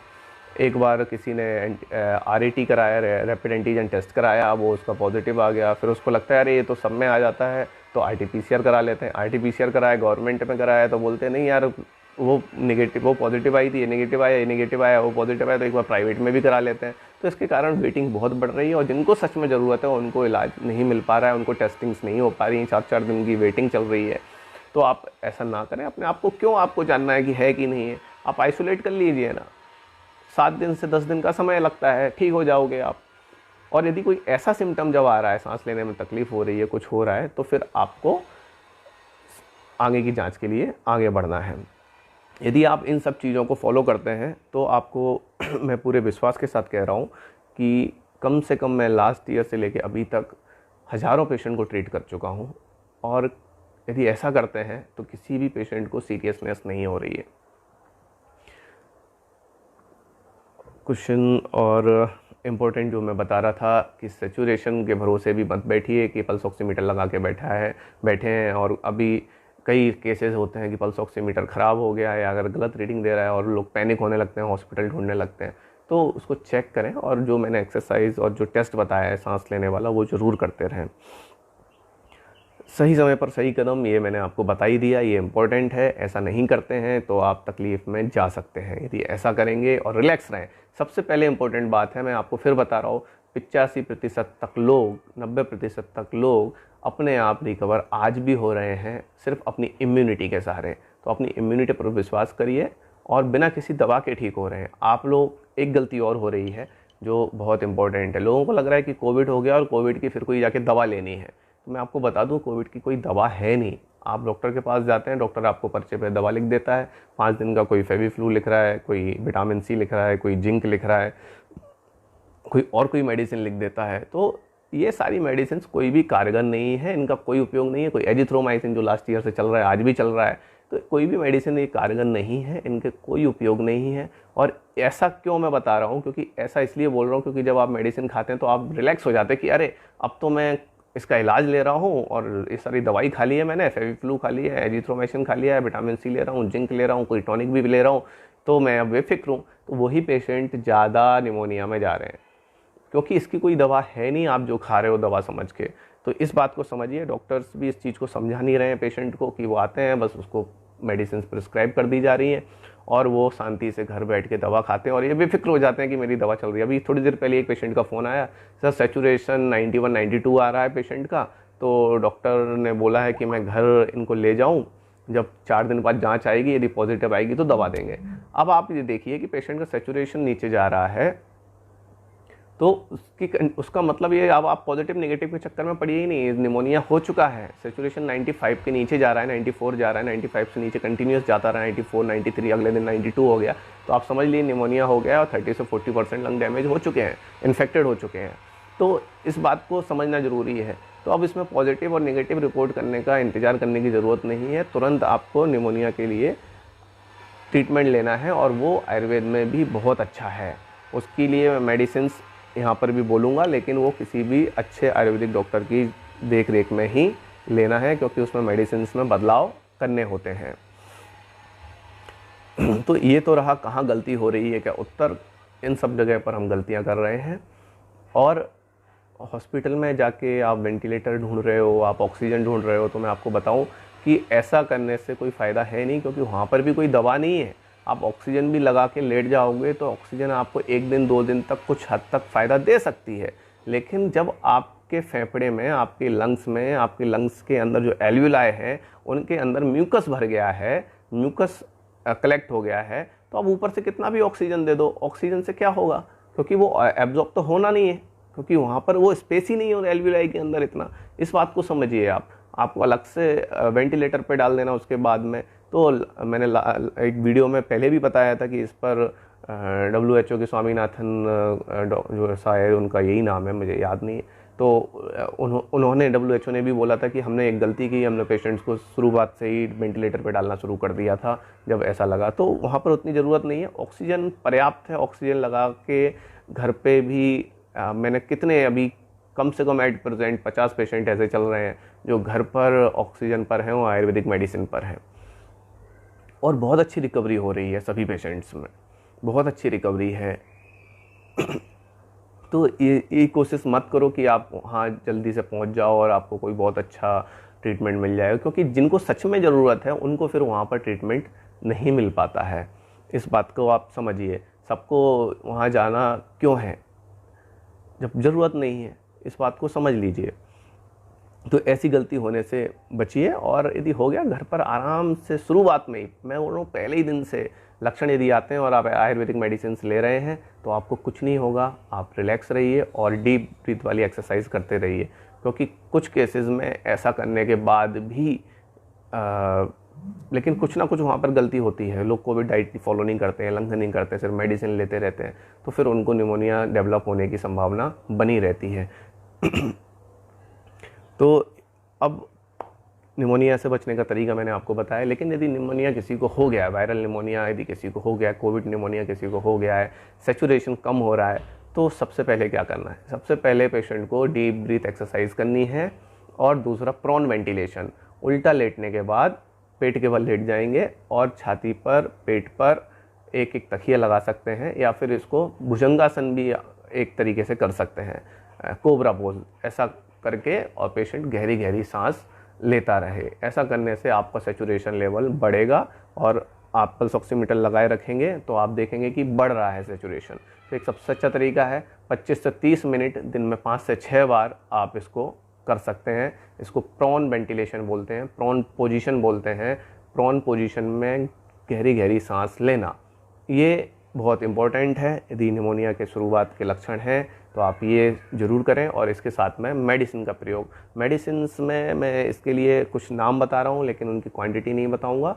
अब वो आप किसी डॉक्टर से बात करके, आयुर्वेद चिकित्सक से कंसल्ट करके और फिर शुरू करें, क्योंकि काफ़ी वेरिएशंस होते हैं इसमें, कोई एक मेडिसिन नहीं कि खाते रहें। तो यदि कम लक्षण हैं तो महालक्ष्मी विलास रस डाबर या दूध पापेश्वर कंपनी की ली जा सकती है, क्योंकि बैद्यनाथ की के जो कॉम्बिनेशन है वो यहाँ पर अलग है, तो उसको नहीं लेना है। तो महालक्ष्मी विलास रस, यदि CT-CVT इसको 7 से कम है तो काफ़ी अच्छा रिजल्ट है महालक्ष्मी विलास रस। साथ में माँ सुदर्शन घनबटी और जो पहले मेडिसिन बता चुका हूँ मैं SOS में लेने के लिए, वो लेते रहना है। लेकिन यदि स्पेसिफिक उसके साथ में निमोनिया हो गया है जिन लोगों को, और 7 से कम है CT-CVT स्कोर, या शुरुआत है, या आपको पहले ही पता चल गया है सैचुरेशन 95 के आसपास, 94 के आसपास आ रहा है, तो महालक्ष्मी विलास रस का सेवन वहाँ पर करना है। लेकिन और ज़्यादा सीवियरिटी है, जैसे कि हम पेशेंट अभी ट्रीट कर रहे हैं, ICU पेशेंट्स ट्रीट कर रहे हैं, जिनका सैचुरेशन 90 से नीचे जा रहा है, 80 के पास जा रहा है, 75 जा रहा है, ऐसे पेशेंट्स को एक कॉम्बिनेशन हम यूज़ करते हैं। उसमें समीर पन्नक का प्रयोग करते हैं, उसमें महालक्ष्मी विलास रस का प्रयोग करते हैं, उसमें श्वास का चिंतामणि का प्रयोग करते हैं, उसमें हीरक भस्म का प्रयोग करते हैं। ऐसे एक मेडिसिन का कॉम्बिनेशन हम तैयार करते हैं और वो मेडिसिन देते हैं। इससे ऑक्सीजन लेवल जो है तेज़ी से बढ़ता है। अब यहाँ पर बात समझने की ये है कि ये सिर्फ ऑक्सीजन बढ़ाने की दवा नहीं है, ये जो आपके फेफड़े के अंदर, आपके लंग्स के अंदर जो एल्वियोलाई में जो म्यूकस भर गया है, उसको ड्राई अप करके एक्सपेक्टोरेंट का काम करता है। जहाँ पर ज़रूरत ड्राई अप की है वहाँ पर ड्राई अप कर रहा है, और जहाँ पर एक्सपेक्टोरेंट बाहर निकालने का है वहाँ पे बाहर निकाल रहा है। और जब ऐसा होता है तो वहाँ पर आपके एल्वियोलाई में इतना स्पेस खाली हो जाता है कि आपका ऑक्सीजन लेवल तुरंत बढ़ जाए। क्योंकि ऑक्सीजन लेवल तभी बढ़ेगा, आप बाहर से कितना भी प्रयास करो ऑक्सीजन देने का, कुछ ज़्यादा फायदा होता नहीं। सपोर्टिव ठीक है, सपोर्ट मिलता है इससे, नो डाउट, लेकिन सपोर्ट कब काम करेगा? जब उसकी कोई मेडिसिन हो, उसके साथ में हम कुछ मेडिसिन दें और सपोर्ट भी दें तो फ़ायदा हो जाएगा। लेकिन सिर्फ सपोर्ट दे रहे हैं और फालतू की मेडिसिन दी जा रही है। फालतू की मेडिसिन में क्यों बोल रहा हूँ, वो मैं अभी एक मेडिसिन की पोल खोल इस टॉपिक पर भी आऊँगा। तो ये बात को समझने की ज़रूरत है। तो जब एल्वियोलाई आपके लंग्स में म्यूकस कम होगा तो उसमें ऑक्सीजन जाने की, हवा जाने की जो जगह है वो बढ़ जाएगी और आपका सैचुरेशन इट्स सेल्फ इंक्रीज़ हो जाएगा। तो इसमें जो हम योग दे रहे हैं, बहुत सारे लोग बोलते हैं सर SpO2 कम हो रहा है, सैचुरेशन कम हो रहा है, ऑक्सीजन लेवल कम हो रहा है, उसके लिए क्या दें? तो हम जो योग बताते हैं, मेडिसिन बताते हैं, वो दोनों काम करती है। और इस तरीके से उसकी पैथोलॉजी है, वो पैथोलॉजी को ब्रेक कर रही है। वहाँ पे जो म्यूकस है, जो ऑक्सीजन को आगे नहीं जाने दे रहा है, उसको आगे जाने के लिए एल्वियोलाई को एम्प्टी करती है, उसको म्यूकस को ड्राई अप करती है और एक्सपेक्टोरेंट भी करती है। इस तरीके से हम कॉम्बिनेशन को तैयार करते हैं। हाँ, अब नेक्स्ट सभी मेडिसिन की पोल खोल। तो मैंने ऐसा क्यों बोला कि भाई ऑक्सीजन सपोर्ट तो देगा, हाँ बिल्कुल देगा ऑक्सीजन सपोर्ट कुछ समय तक, लेकिन कब? जब हम उसके लंग्स के अंदर, पेशेंट के अंदर जो म्यूकस है उसको ड्राइव करें, उसको हम ट्रीट कर दें, वहाँ से म्यूकस को निकाल दें, तब तो फ़ायदा करेगा। लेकिन ऐसा करने के लिए कोई दवा अभी है नहीं आपको, जो एंटीबायोटिक कोई है, एजिथ्रोमाइसिन दे रहा है, कोई डॉक्सीसाइक्लिन दे रहा है, और इससे आगे कोई फेविफ्लू दे रहा है, कोई रेमडेसिविर दे रहा है, कोई लास्ट में टोसिलिजुमेब इंजेक्शन लगा रहा है, और सब जगह पैनिक फैला दिया है। तो मैं आपको बताऊं, इनका कोई रोल नहीं है। अभी तक कोई भी ऐसा कोई हार्ड एविडेंस नहीं आया है कि इनको देने से पेशेंट ठीक हो जाएगा या उसको कोई तकलीफ नहीं है या उसकी मृत्यु दर संख्या जो है वो घट जाएगी। ऐसा कोई एविडेंस अभी तक हार्ड एविडेंस नहीं मिला है, ना आया है। क्यों नहीं है ऐसा? ये क्या हो क्या रहा है? अब आप समझिए, रेमडेसिविर जो है वो ईबोला के लिए दवाई बनाई गई थी और उसमें भी फेल हो गई थी। तो ईबोला की दवाई है और आपको दी कहाँ जा रही है? कोविड में दी जा रही है। ये तो समझ से बाहर है। हाँ ठीक है भाई, इमरजेंसी थी, आपके पास कोई दवा नहीं है, आपको ट्रायल करने थे, आपने ट्रायल कर लिए। जब पता चल गया, लास्ट ईयर ही पता चल गया था कि भाई इसका कोई रोल नहीं है, तो फिर इस साल क्यों लोगों को दौड़ाया जा रहा है? क्यों पैनिकनेस फैलाई जा रही है? और सरकारें ऊपर से कलेक्टर को गाइडलाइन दे रही हैं और सब लोगों को गाइडलाइन दे के बोले इतने इतने वाइल मंगाए जा रहे हैं, एरोप्लेन से वाइल उतर के वो हवाबाजी कर रहे हैं। तो आप ये देखिए कि जिस चीज़ की ज़रूरत ही नहीं है, सरकार को ये बोलना चाहिए भाई आप क्यों पैनिक फैला रहे हो, क्यों? जब इस इंजेक्शन का यूज़ नहीं है तो आप क्यों पेशेंट को बोल देते हो कि भैया ये लेके आओ? ये सवाल पूछने की जगह ना मीडिया ये सवाल पूछता है, ना सरकार ये सवाल पूछती है, सिर्फ चल रहा है। और इसके उलट यदि ट्रायल ही करने हैं आपको, तो कुछ मेडिसिन आयुर्वेद की मैं बता रहा हूँ, और भी इतने चिकित्सक हैं वो बताएं, वो हम कोई नहीं बताएगा तो हम बता रहे हैं, उनके ट्रायल क्यों नहीं करते हैं? उनके ट्रायल नहीं करना है लेकिन किसी को, और ऐसी मेडिसिन को देना है जिसका यहाँ पर कोई उपयोग नहीं है। जो ईबोला के लिए थी उसको आप कोविड में दे रहे हो। अरे भाई ये तो सिंपल आपका ही सिद्धांत है ना, कोई ब्रॉड स्पेक्ट्रम तो है नहीं आपका एंटीवायरल की भाई सब पे चल जाएगा। ये कोई एंड्रोग्राफिस पेनिकुलेटा या चिरायता तो है नहीं आयुर्वेद का कि भाई सब पे आप ट्रायल करके देख लो, सब पे आपको मिलेगा। क्यों? क्योंकि ये स्पेसिफिक वायरस को जाके नहीं मारता है, ये आपकी बॉडी को इस तरीके से प्रिपेयर करता है कि वो वायरस को मार सके। बात समझ में आया? तो ये अंतर है दोनों में। तो जब तक आप कुछ और ट्रायल कर लेते, लेकिन लोगों के अंदर पैनिक फैलाना, इस तरीके से उनको दौड़ाते रहना, ये ठीक नहीं है। लोग पैनिकनेस में लोगों को जानकारी तो है नहीं, वो दौड़ लगा देते हैं, नहीं ये नहीं मिला तो पता नहीं क्या हो जाएगा। और जिनको नहीं मिला उनके अंदर गिल्ट भी रहता है कि अरे मैं शायद, इतने महंगे महंगे इंजेक्शन्स बिक रहे हैं 40-40 हज़ार में, 15-15 हज़ार, 20-20 हज़ार, जिसको जैसा रेट मिल रहा है वैसा वो खरीदने की कोशिश कर रहा है। और जिनके पास पैसा नहीं हो बेचारा गिल्ट में रहता है कि अरे हमारा आदमी, हमारा सदस्य मर गया क्योंकि हम इंजेक्शन नहीं खरीद पाए थे। तो एक्चुअली ये जो पूरा आभा मंडल हवाबाजी जो खड़ी की जा रही है, ये सेवेज है एक्चुअली, अपने आप को बचाने के लिए, अपनी चिकित्सा को, पैथी को बचाने के लिए ऐसा किया जा रहा है कि हाँ हमारे पास दवाई है और लोगों को लग रहा है कि हाँ ये दवाई से हो जाएगा। और दवाई देने के बाद भी क्या हो रहा है? रेमडेसिविर दिया, जिनका CT स्कोर पहले 15 था, रेमडेसिविर देने के बाद, कोई इंजेक्शन देने के बाद उसका CT स्कोर 20 हो रहा है या 22 हो रहा है, 18 हो रहा है, मतलब इंक्रीज ही हो रहा है। तो फिर फ़ायदा क्या है? क्यों इतना महंगा इंजेक्शन? हाँ यदि इजीली अवेलेबल है तो आप दे दीजिए यदि देना ही है आपको तो। लेकिन पैनिकनेस क्यों फैला रहे हैं इसकी? तो इस बात को समझना ज़रूरी था। इसलिए आप, हाँ, और कम सिम्टम्स जब पेशेंट को होते हैं, शुरुआती दौर होता है, तो पेशेंट डॉक्टर के पास जाता है, उसको फेविफ्लू लिख दी जाती है। उसको लगता है अरे फेविफ्लू खा रहे हैं, वो भी शॉर्ट है मार्केट में, फेविफ्लू खा रहे हैं, तो उसको लगता है कि नहीं ये दवा से हम तो ठीक हो जाएंगे जल्दी से।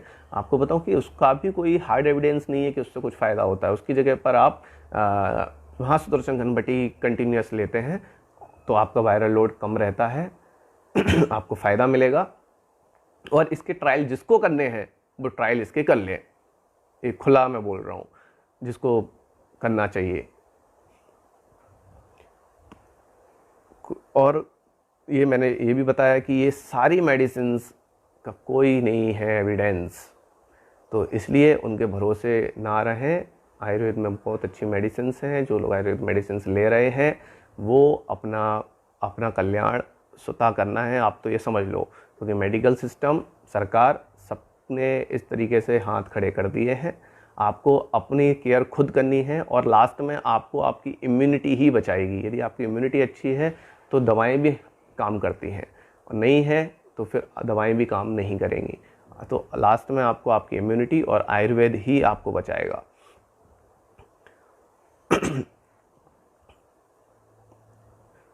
पिछले वायरस की तुलना में ये वायरस क्या है, ये तो मैंने पहले से ही मैं बता रहा हूँ कि इस तरीके से 4 लक्षण देखने को मिल रहे हैं। जिनको ज़्यादा फीवर आ रहा है, उब्रत कस्तूरी वायरस का प्रयोग करें, बता चुका हूँ मैं। और इस बार संक्रमण दर ज़्यादा है, लोगों के अंदर पैनिकनेस ज़्यादा है, लेकिन उसके बाद भी रिकवरी रेट बहुत अच्छी है। ये बात को समझिए, और वो भी बिना मेडिसिन की। जब रिकवरी रेट अच्छी है तो यदि आप सही समय पर सही तरीके से जो मैंने आपको बताए हैं, गाइडलाइन दी है, जो चिकित्सक देख रहे हैं वो अपने पेशेंट्स को भी सही तरीके से गाइडलाइन यदि देते हैं फर्स्ट डे से, और उनको समझाएं कि भाई कोई भी चीज़ में लापरवाही नहीं करें, आपको खुद अपनी चेक खुद करना है, अपने टेस्ट खुद करने का, अपनी जांच खुद करनी है। उसके लिए क्या करना है, गहरी सांस लेके चेक करते रहना है। एक ही बेस्ट टेस्ट है जिससे आप बच सकते हैं, 7 से 12वां दिन। बहुत सारे लोग अभी बोल रहे हैं कि इस बार वायरस टाइम ही नहीं दे रहा है, 2 से 3 दिन में पेशेंट एक्सपायर हो रहे हैं। ये बात बिल्कुल गलत है। ये ऐसा इसलिए बोल रहे हैं क्योंकि होता क्या है कि पेशेंट को लक्षण तो 7 दिन पहले आते हैं, जो कि मैंने बताया है कि 1 से 2 दिन फीवर रहता है पेशेंट को, और उसने कुछ दवा खा ली और उसके बाद में वो ठीक हो जाता है, उसके बाद में वो भूल जाता है। उसके बाद फिर जब लक्षण आता है 6वें दिन, 7वें दिन या 8वें दिन, तब उसको तकलीफ शुरू होती है, और जब तक वो समझ पाता है इन चीज़ों को, तब तक पेशेंट के जो फेफड़े हैं, लंग्स हैं, काफ़ी हद तक डैमेज हो चुके होते हैं, और वहाँ से रिकवरी फिर हो नहीं पाती है। क्यों? क्योंकि आपने उसको खुला छोड़ दिया था वायरस को, यार हम तो ठीक है, हमें तो वैसे ही, हमें तो आई नहीं, हमें तो कोरोना हो ही नहीं सकता है। तो आप जब ऐसा सोचते हो तो फिर वो फ्री हो जाता है, आप उस पर कोई पाबंदी नहीं लगाते हो, आप कोई चेक नहीं करते हो, आप कोई डीप ब्रीथ की एक्सरसाइज नहीं करते हो, तो आपके लंग्स डैमेज हो चुके होते हैं। जब तक आपको पता चलता है तब तक देर हो चुकी होती है। तो ऐसा नहीं है कि वायरस आपको अलार्म नहीं दे रहा है, वायरस आपको अलार्म दे रहा है। कोई भी बीमारी होती है वो पहले अलार्म देती है, पूर्व रूप दिखाती है। इसमें भी ऐसा ही है कि जो लोग सबसे ज़्यादा बेफिक्र हो रहे हैं वो हो रहे हैं जिनको पहले या 1 या 2 दिन में फीवर आके चला जाता है। मैं बार बार इसको पॉइंट आउट कर रहा हूँ, इस बात को ध्यान से सुन लीजिए, समझ लीजिए कि ऐसे लोग सबसे ज़्यादा लापरवाही कर रहे हैं, और बाद में वो घूमते रहते हैं, सब कुछ खाते रहते हैं, पीते रहते हैं, और 6वें 7वें दिन, 7 से 12वां दिन जो है अभी भी क्रूशियल है।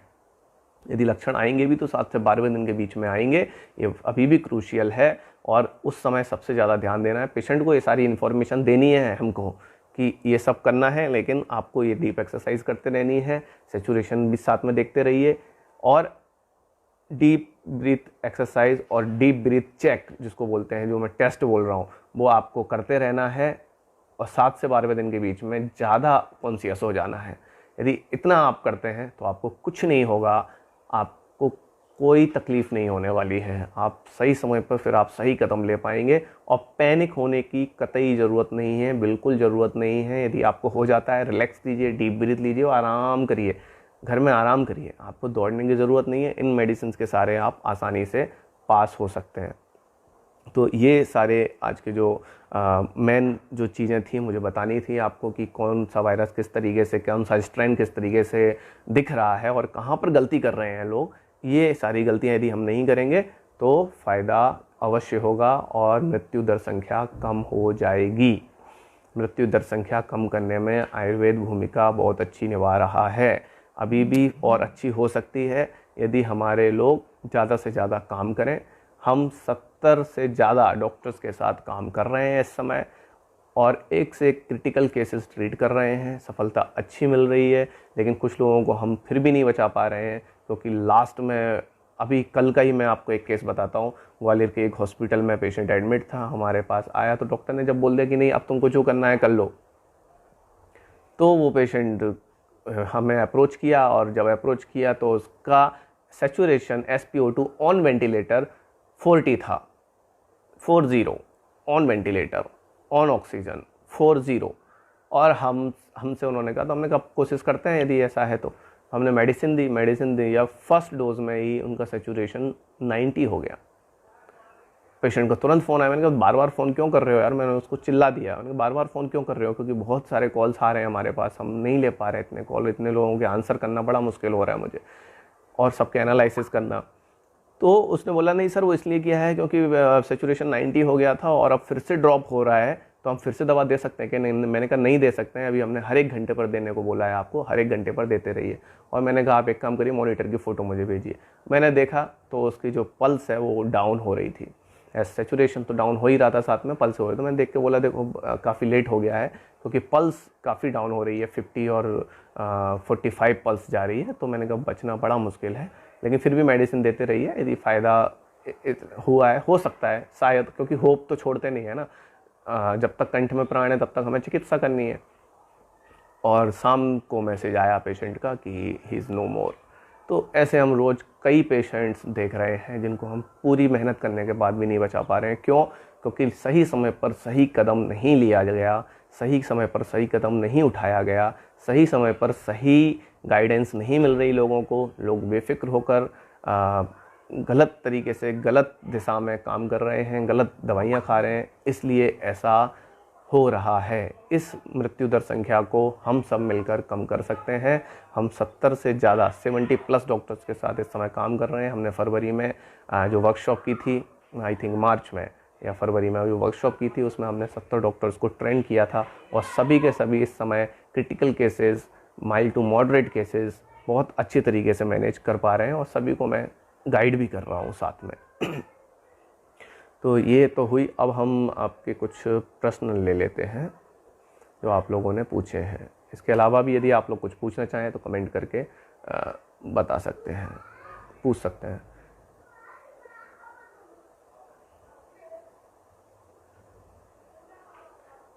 Cleared many confusion, thank you sir, thank you Kusum ji. मुझे लगता है कि बहुत सारे जो डाउट्स थे वो क्लियर हो गए होंगे आप लोगों के। वैक्सीन के ऊपर मैं पहले बोल चुका हूँ और इस पर अभी बोलना मुझे लगता है कोई मतलब नहीं है इस चीज़ का। सरकार पूरे ज़ोर शोर से लगी हुई है, तो उसके आप अपने सद्बुद्धि और विवेक का, या जिसको सुनना हो तो मेरे यूट्यूब पे उस पर वीडियो मिल जाएगा, उस पर जाके सुन सकते हैं। हाँ, पोस्ट कोविड ब्लड क्लॉट्स का इलाज, ये जयदीप जी ने पूछा है क्वेश्चन, बहुत अच्छा क्वेश्चन है। पोस्ट कोविड यदि किसी का डी डिमर बढ़ रहा है या ड्यूरिंग कोविड भी, ये तो पोस्ट कोविड है, ड्यूरिंग कोविड भी यदि डी डिमर बढ़ रहा है तो हम उसमें आरोग्यवर्धनी 1 ग्राम दिन में 2 बार का प्रयोग कर रहे हैं। इसके साथ में वासाक्षार, आरोग्यवर्धनी प्लस वासाक्षार, इसका प्रयोग करवा रहे हैं। इसके अलावा भी कई मेडिसिन हैं जिनका हम प्रयोग करते हैं। यदि कोई स्पेसिफिक केस है तो उसके अकॉर्डिंगली हम बता पाएंगे, लेकिन इन जनरल प्राइमरी बेसिक जो इसकी मेडिसिन है उसमें हम आरोग्यवर्धनी 1 ग्राम की मात्रा में और वासाक्षार ऐसा दे रहे हैं। और इससे बहुत अच्छे डी डिमर के वैल्यूज़ कम हो रहे हैं, सीआरपी कम हो रहे हैं। सीआरपी के लिए नहीं बताया मैंने, योग एक्चुअली डी डिमर के लिए है, लेकिन इन जनरल जो ट्रीटमेंट हम दे रहे हैं उससे सीआरपी लेवल भी बहुत इजीली कम। बहुत सारे लोग पूछते हैं कि सर सीआरपी लेवल कम करने के लिए क्या दवा दें, तो फेरिटिन कम करने के लिए क्या दवा, तो ऐसा नहीं होता है। आपकी जो संप्राप्ति है, आपकी जो बीमारी है, उसके अकॉर्डिंगली हम मेडिसिन देते हैं, तो उससे अपने आप ये कम होता जाता है। रेमडेसिविर का रिएक्शन भी हो रहा है और बेड पेशेंट आ रहा है रिएक्शन से। हाँ बिल्कुल, ये देखने में मिला है कि देने के बाद में सैचुरेशन और डाउन हो जाता है, कई केसेस ऐसे देखने को मिले हैं। अब ये तो लोगों को समझना पड़ेगा क्योंकि डॉक्टर्स तो प्रिस्क्राइब कर रहे हैं और एक तरफ वो सर्कुलर भी जारी कर रहे हैं कि नहीं ऐसा नहीं है, आप रेमडेसिविर का प्रयोग ना करो, इसकी कोई संजीवनी नहीं है। और जब पेशेंट हॉस्पिटल में जा रहा है तो वहाँ पर दिया जा रहा है। इसको ही बोलते हैं कि बोलना कुछ और करना कुछ। वहाँ पे पेशेंट को पर्ची थमा दी जाती, जाओ भाई रेमडेसिविर ले आओ, तो फिर वो पैनिक होके दौड़ रहा है पेशेंट। और अब तो सरकार भी उस पर सपोर्ट कर रही है कि हाँ भाई देखो हम आपको ला के दे रहे हैं, हम ला के देंगे, हम कलेक्टर के पास रख पाएंगे, हम इसके पास रखवाएंगे, हम उस जगह से रिलीज़ करवाएंगे, इसके ऊपर कमेटी बैठेगी और वो रिलीज़ करेगी। तो इस तरीके की चीज़ें हो रही हैं। अब क्या कर सकते हैं, सरकार कर रही है तो कर रही है, कुछ नहीं हम उसको रोक सकते हैं। Both are different but sometimes used as synonyms. अच्छा रिप्लाई दिया होगा। हाँ, चिरायता और भूनेम अलग अलग हैं वैसे। चिरायता का एंडोग्राफिस पैनिकुलेटा नाम है, और लेकिन इसके जो गुण हैं वो लगभग समान हैं। तो कई बार इसमें मिलावट भी होती है और जब एक नहीं मिलता है तो दूसरा प्रयोग कर लिया जाता है, लेकिन दोनों अलग हैं। कंटिन्यूस फीवर के लिए कौन सी मेडिसिन लें, ये मैं बता चुका हूँ, आप लोग फिर से सुन सकते हैं। क्या कनकासव और सोमासव कोविड में उपयोगी है? हाँ बिल्कुल, कनकासव सोमासव दोनों उपयोगी हैं। हम इसमें श्वासकल्प टैबलेट का भी प्रयोग कर रहे हैं। जो पेशेंट जिनका सैचुरेशन काफ़ी ज़्यादा कम है, बिलो 85 है या 80 के आसपास है, 90 से बिलो 90 है, तो उन लोगों में हम कनकासव का तो प्रयोग नहीं, लेकिन सोमासव का प्रयोग कर रहे हैं। और उसी की एक टैबलेट आती है बैद्यनाथ कंपनी की श्वासकल्प, उसमें सोम हर्ब है और भी रसिंदूर का कॉम्बिनेशन है, तो बहुत अच्छा काम कर रही है। सर कृपया आप कोशिश करें प्रतिदिन लाइव रहें, समय की ज़रूरत है। कोशिश करूँगा, लेकिन फिर इतने सारे पेशेंट को देखना बड़ा मुश्किल हो जाएगा मेरे लिए, बड़ी मुश्किल से समय निकाला। लेकिन फिर भी जहाँ पर मुझे अपडेट करने की ज़रूरत होती है या कुछ नया मिलता है या जहाँ पर अपडेशन मुझे देना है आप लोगों को, मैं ज़रूर आकर दे रहा हूँ और भी कोशिश करूँगा। मैं वैद्य विशाल सिंह जन कल्याण कार्य करने में संक्रमित हो गया, CT स्कोर 5 है मेरा, चिकित्सा हेतु मार्गदर्शन दें गुरुश्रेष्ठ। विशाल सिंह जी, CT स्कोर 5 कोई प्रॉब्लम नहीं है, डीप ब्रीथ इसमें आपको करते रहना है। महालक्ष्मी विलास रस, डाबर या दूध पापेश्वर कंपनी की 1-1 गोली सुबह शाम, महासुदर्शन घनबटी 2-2 गोली दिन में 3 बार। यदि फीवर आ रहा हो तो फीफाट्रोल टैबलेट लें। 3 डेज़ कोविड डाइट पर शिफ्ट हो जाएं और आराम से लेटकर भुजंगासन में या प्रोन वेंटिलेशन में आप डीप ब्रीथ 25 मिनट दिन में 5 से 6 बार लगातार करें, आप रिकवर हो जाएंगे, कोई चिंता की बात नहीं है। हाँ, ये एक अच्छा क्वेश्चन है, बच्चों के लिए क्या देना है प्रिवेंटिव तौर पर, और जिन बच्चों को इन्फेक्शन हो गया है उन लोगों को भी सबको महासुदर्शन घनबटी 1-1 गोली दिन में सुबह शाम। बहुत छोटे हैं तो 1-1 गोली सुबह शाम, थोड़े बड़े हैं 5 साल से ऊपर के हैं तो 1-1 गोली दिन में 3 बार सुबह दोपहर शाम दी जा सकती है, कोई प्रॉब्लम नहीं है। एज ए प्रिवेंटिव और एज ए मेडिसिन दोनों ही तौर पर महासुदर्शन घनबटी बहुत अच्छा काम करती है, वो आप सब लोग प्रयोग कर सकते हैं। गिलोय गुड़ूची का प्रयोग कर सकते हैं कामनी पटेल जी, बिल्कुल कर सकते हैं। महासुदर्शन घनबटी के साथ में गुड़ूची घनबटी या हरी गुड़ूची की स्टेम लाकर उसका क्वाथ बनाकर लिया जा सकता है, बहुत अच्छा एंटीवायरल है ये, और ये नए स्ट्रेन में भी फ़ायदेमंद साबित हुआ है, ऐसी कुछ रिपोर्ट्स आई हैं, तो इसको लिया जा सकता है। ये मैंने बताया ना कि गुड़ूची है, गिलोय है, गुड़ूची है, चिरायता है या महासुदर्शन घनबटी है। हाँ, यदि और जैसे चिराकिन टैबलेट है उसमें भी चिरायता है, तो इन सभी को लिया जा सकता है, कोई समस्या नहीं है, क्योंकि ये जो है आपकी बॉडी की इम्यूनिटी और आपकी बॉडी का वायरल लोड कम करते हैं। ये ना तो सिर्फ इम्यूनिटी बढ़ाते हैं और ना तो सिर्फ ये सीधा वायरस को अटैक करते हैं, ये आपकी बॉडी को इतना आपकी पुलिस और सेना को इतना तेज कर देते हैं कि वो वायरस को डेड कर दे, मार दे, उसको खा ले। तो ये इस तरीके से काम करती हैं। सही बात प्रस्तुति करने के लिए बधाई, सबका जीवन बचाने के लिए सही समय पर। हाँ बिल्कुल सपना जी, सही कदम उठाना बहुत ज़रूरी है सही समय पर, इसीलिए ये लाइव था। कई नॉर्मल व्यक्तियों की प्रश्न होते हैं कि इम्यूनिटी बढ़ाने के लिए क्या मेंटेन रखें, के लिए क्या करें। ये जितने भी लोग इम्यूनिटी बढ़ाना चाहते हैं उन लोगों को मैं बताना चाहता हूँ कि इम्यूनिटी बढ़ाने के लिए आप कोई दवा से इम्यूनिटी नहीं बढ़ती है, ये बात को पहले समझ लीजिए। आपको सही समय पर खाना पीना, रात्रि भोजन नहीं करना, आफ्टर 7 PM खाना बंद कर दें। गोल्डन मिल्क लिया जा सकता है, और एक इम्पॉर्टेंट बात कि गोल्डन मिल्क आफ्टर इन्फेक्शन मत लीजिए, या दूध, दही, ब्रेड आइटम्स मत लीजिए after infection. Before infection for immunity आप गोल्डन मिल्क या हल्दी मिल्क, हल्दी दूध ले सकते हैं, कोई प्रॉब्लम नहीं है। ब्रेड और दूध, इनसे जब इन्फेक्टेड यदि आप हो गए हैं, यदि आपको फीवर आ रहा है, लक्षण है, तो आप इससे ज़रूर दूरी बनाएं, और 3 दिन के बाद भी, कोविड डाइट के बाद भी इनको नहीं लेना है। 14 दिन तक ये परहेज आपका चलेगा। इतना करने से आप निमोनिया में जाने से बच सकते हैं।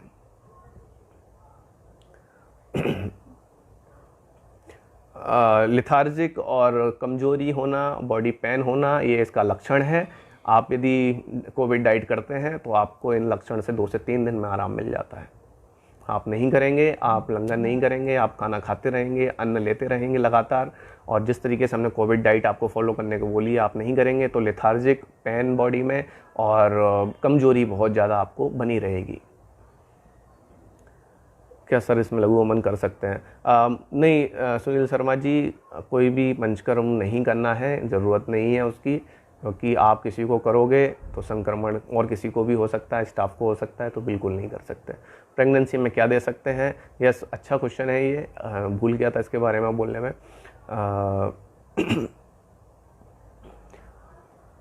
प्रेगनेंसी में महासुदर्शन घनबटी ही देनी है पेशेंट को, गुड़ूची घनबटी दे सकते हैं। फीवर ज़्यादा आए तो फीफाट्रोल मेडिसिन भी SOS में दे सकते हैं, बहुत ज़्यादा देने की ज़रूरत नहीं है।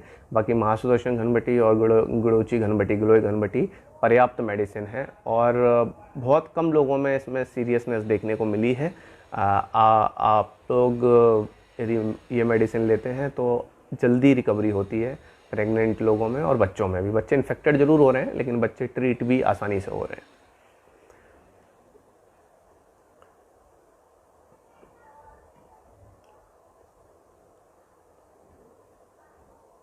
महासुदर्शन ग्रेविटी प्रेगनेंसी में दे सकते हैं क्या? बिल्कुल दे सकते हैं, हर 4 घंटे में दे रहे हैं।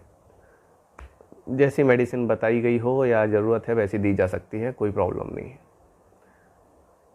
मेडिसिन देने के बाद में लूज़ मोशन नहीं होते हैं, ये एक सिम्टम है इस वायरस का। एक दिन लूज़ मोशंस हो सकते हैं पेशेंट को, तो उसके लिए कुछ एक्स्ट्रा ऑर्डिनरी एफर्ट्स डालने की ज़रूरत पड़ती नहीं है।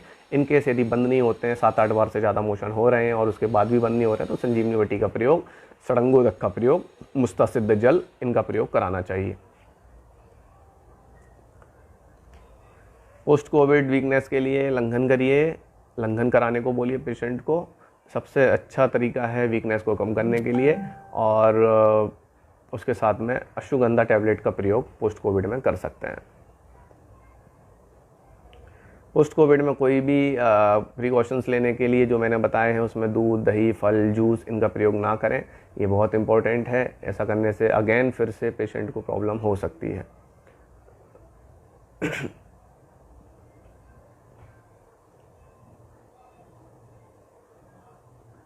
फीवर के बाद वीकनेस की कंप्लेंट बहुत हो रही है। हाँ, वीकनेस इसमें एक अच्छा सिम्टम देखने को मिला है, काफ़ी लोगों को देखने को मिल रहा है, और यही इसकी पहचान है, लिथार्जिक होना, वीकनेस लगना।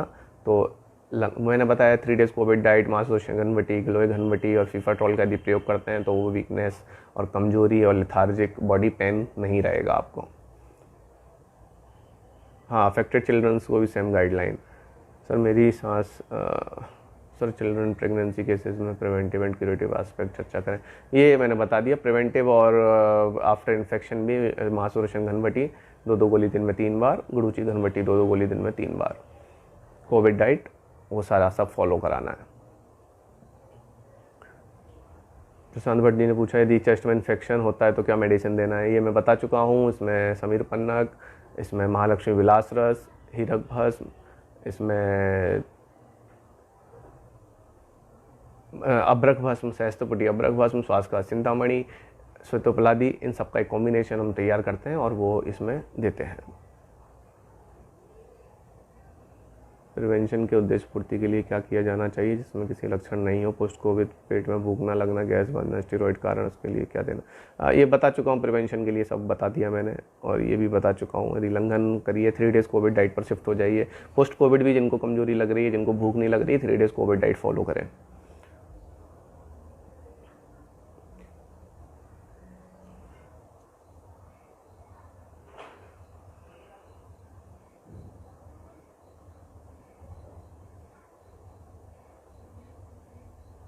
पचासी 87 से त्रिलों को चिंतामणि रस बढ़ा सकते हैं। यदि ऐसा हो रहा है और तो दूसरा कॉम्बिनेशन यूज़ करना चाहिए। त्रिलोक चिंतामणि को ना देते हुए वहाँ पर समीर पन्नग का प्रयोग या स्वर्ण समीर पन्नग का प्रयोग, जो योग मैंने बताया वो योग दिया जा सकता है। वो बहुत अच्छा कार्य कर रहा है इस समय। ये भी मैं बताना चाहता था लेकिन यहाँ पर खुल के नहीं बोल पा रहा हूँ योग के बारे में। तो वो योग जानने के लिए और भी एविडेंस बेस्ड आज हमने 8 बजे, शाम को 8 बजे आयुष दर्पण पर, वो फेसबुक वॉल पर जाकर आप लोग देख सकते हैं। जूम मीटिंग से उसमें आप जुड़ सकते हैं और उसमें हम एविडेंस दिखाने वाले हैं। 10 पेशेंट्स की केस सीरीज़ पूरी हम प्रेजेंट करेंगे और उसके साथ में मेडिसिन प्रोटोकॉल भी वहाँ पर और खुल के हम आपको बता पाएंगे, जो डॉक्टर्स हैं, क्योंकि इसको सभी लोग देखते हैं, आम आदमी भी देखता है। तो इसलिए मेडिसिन जो बहुत ज़्यादा जो योग है निमोनिया के लिए, वो यहाँ पे मैं ओपनली डोज साथ नहीं बता रहा हूँ। वो उसको जानने के लिए आप लोग शाम को 8 बजे उस आयुष दर्पण के प्लेटफॉर्म पर जुड़ सकते हैं। वहाँ पे हम और डिटेल में चर्चा करेंगे। ब्लड यूरिया लेवल इंक्रीज़ होने पर क्या दे सकते हैं? ब्लड यूरिया लेवल यदि इंक्रीज़ हुआ है तो बहुत सारे लोगों में रेमडेसिविर देने के बाद ऐसा होता है, देखने को मिल रहा है। और यदि किसी को पहले से ऐसा है तो उसको बहुत सौम्य और साधारण मेडिसिन देनी होती है। उसमें जैसी हड़ताल, मनसिला, आर्सेनिक वाले कंपाउंड ना देते हुए, महालक्ष्मी विलास रस ना देते हुए, समीर पन्नग ना देते हुए, साधारण मेडिसिन जैसे हीरक, अभ्रक, सितोपलादी, इनका प्रयोग करना होता है। सर मेरे एक भैया कोविड पॉजिटिव और उनका सैचुरेशन 91 है, अभी उनको मेडिसिन दे रहे हैं और मुझे 70% इन्फेक्शन हो गया था, अब मैं ठीक हूँ सर। SpO2 96 ये चला गया। लेग्स पेन की कंप्लेंट, हाँ ईशा जी, लेग्स पेन की कंप्लेंट्स है इसमें। यदि कोविड डाइट की है, मुझे भी थी, 2 से 3 दिन में रिकवर हो जाती है। कोविड डाइट 3 डेज़ के बाद में नॉर्मल डाइट शुरू की जा सकती है। निश्चित शिवम जी, बिल्कुल की जा सकती है, लेकिन उस समय भी आप ध्यान रखिए कि उसमें आप दाल दलिया लें, दाल खिचड़ी लें, वेजिटेबल खिचड़ी लें, ऐसी चीज़ों को लें। रोटी से थोड़ा सा बच के रहें, रोटी पराठे जो ग्लूटेन है, जो अन्न है, उससे बच के रहें, क्योंकि ये आपकी बॉडी में इन्फ्लामेशन को बढ़ाता है, CRP लेवल को इंक्रीज़ कर देगा। पहले से यदि जिनको इन्फेक्शन है और CRP लेवल बढ़ रहा है और जिनका नहीं बढ़ा है, उनको भी ना बढ़ने को रोकने के लिए सबसे अच्छा तरीका है। तो रोटी पराठे अन्न से काफ़ी दूरी रखें और ऐसी चीज़ों को 7-8 दिन ले लें, तो आप जो है खतरे से जब बाहर आ जाएं, तब फिर रोटी पर शिफ्ट हो सकते हैं, अनाज पर शिफ्ट हो सकते हैं। रश्मि मीते सगुन, sir any special precaution for hypertensive and diabetic patients? आपने जो बताई उन्हें देते वक्त नहीं, सबको दी जा सकती है, कोई प्रॉब्लम नहीं है। इनको डायबिटीज़ और शुगर है, जो लोग पहले से जो भी मेडिसिन ले रहे हैं, चाहे वो आयुर्वेद पर हो या एलोपैथ पर हो, वो अपनी मेडिसिन को लगातार लेते रहें और अपनी शुगर और BP को मेंटेन रखें। मेडिसिन जो हमने बताई उनको देने से ना उसमें कुछ नुकसान होगा, फ़ायदा जरूर मिल सकता है। जैसे सुदर्शन घनबटी, महासुदर्शन घनबटी देने से शुगर कम हो सकती है, कम इन द सेंस लो नहीं होगी, लेकिन जो भी लेवल बढ़ा हुआ है उससे कम हो जाएगी, उसमें रिलीफ मिल सकता है। तो जो भी उनकी जो मेडिसिन हैं हाइपरटेंसिव डायबिटिक पेशेंट्स, वो अपना ध्यान रखें और जो दवाएं ले रहे हैं वो प्रॉपर लें। खाने में जो मैंने बताया, दूध, दही, ब्रेड, ऐसे लोग बिल्कुल ना लें जो डायबिटिक हैं और हाइपरटेंसिव हैं। जितना ज़्यादा आप अपने बॉडी का CRP लेवल कम करके रखेंगे, उतना ज़्यादा आपको फ़ायदा मिलेगा। अब CRP लेवल तो हर कोई चेक कराएगा नहीं जाके, तो इन्फ्लामेशन जो है इन चीज़ों से बढ़ता है, इसलिए बता रहा हूँ मैं। तो आप उसको कम करके रखिए, तो आपको वायरस की चपेट में आएंगे, लेकिन बचकर निकल आएंगे आप। सर पोस्ट कोविड पर कुछ प्रकाश दीजिए। पोस्ट कोविड पर प्रकाश क्या डालना है? या तो फाइब्रोसिस होता है और पेशेंट ऑन ऑक्सीजन होता है, तो उसके लिए अलग ट्रीटमेंट प्रोटोकॉल है। टंकन भस्म का प्रयोग कर सकते हैं क्या? बिल्कुल कर सकते हैं। टंकन भस्म, अपामार्ग क्षार का प्रयोग काफ़ी अच्छा देखने को मिला है, लेकिन दुर्भाग्यवश अपामार्ग क्षार हर जगह मिलती नहीं है, इसलिए हमारे प्रोटोकॉल से इस समय बाहर है। तो टंकन भस्म का प्रयोग कर सकते हैं, कोई प्रॉब्लम नहीं। नस रोज किया जा सकता है क्या, और किस तेल का कोविड के अनुसार? सोम तिवारी जी, नस किया जा सकता है, और लेकिन इन्फेक्शन होने के 3 दिन बाद उसके बाद करिए। तुरंत इन्फेक्शन हुआ है यदि किसी को तो नहीं करना है, लेकिन एज ए प्रिवेंटिव रोज इन्फेक्शन होने से पहले किया जा सकता है। गुरु जी, श्वास रोकने पर खांसी आ रही है, साथ ही जोर से श्वास लेने पर खांसी आ रही है, आपके बताया गया चिकित्सा में कुछ और औषधि की आवश्यकता है गुरु जी? केस पर डिपेंड करता है, ये इन जनरल जानकारी के लिए यदि कोई ऐसा केस है तो आप मुझे व्हाट्सएप कर दें, मैं उस पर रिप्लाई कर दूंगा आपको। सर आजकल कोविड टेस्ट कराना पॉसिबल नहीं हो पा रहा है, ऐसी कंडीशन में कैसे कंफर्म करें कोविड है या नहीं, या फिर उसका क्या करना चाहिए? वैभव कुमार जी, बिल्कुल टेस्ट कराने के चक्कर में पड़िए ही मत। आपको यदि लक्षण हैं तो आप मान के चलिए आपको कोविड है ही, और जो मैंने गाइडलाइन बताई है उसको फॉलो करिए। 7 से 10 दिन आपको क्वारंटाइन रहिए, आइसोलेट रहिए घर में। उसके बाद में यदि आपको कोई तकलीफ नहीं है, आप बाहर आ जाइए। ज़रूरत क्या है, क्यों भागना है उसके पीछे?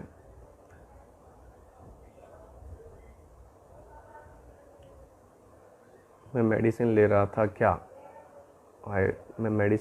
था क्या आयुर्वेदिक चालू कर सकता हूँ साथ में? मुझे पता नहीं आप क्या ले रहे हैं, लेकिन जो भी ले रहे हैं उसके साथ में आयुर्वेदिक चालू कर सकते हैं। विनय विनम्र जी, सर अगर मेडिसिन देने के बाद अगर हेडेक और एंजाइटी होने पर क्या करें?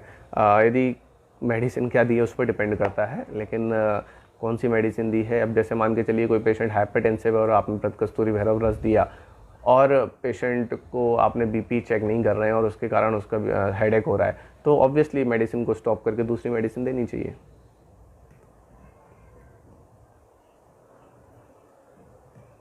अणु तेल और नस अणुबिंदु तेल से मस्त नस से दे सकते हैं, बिल्कुल दे सकते हैं।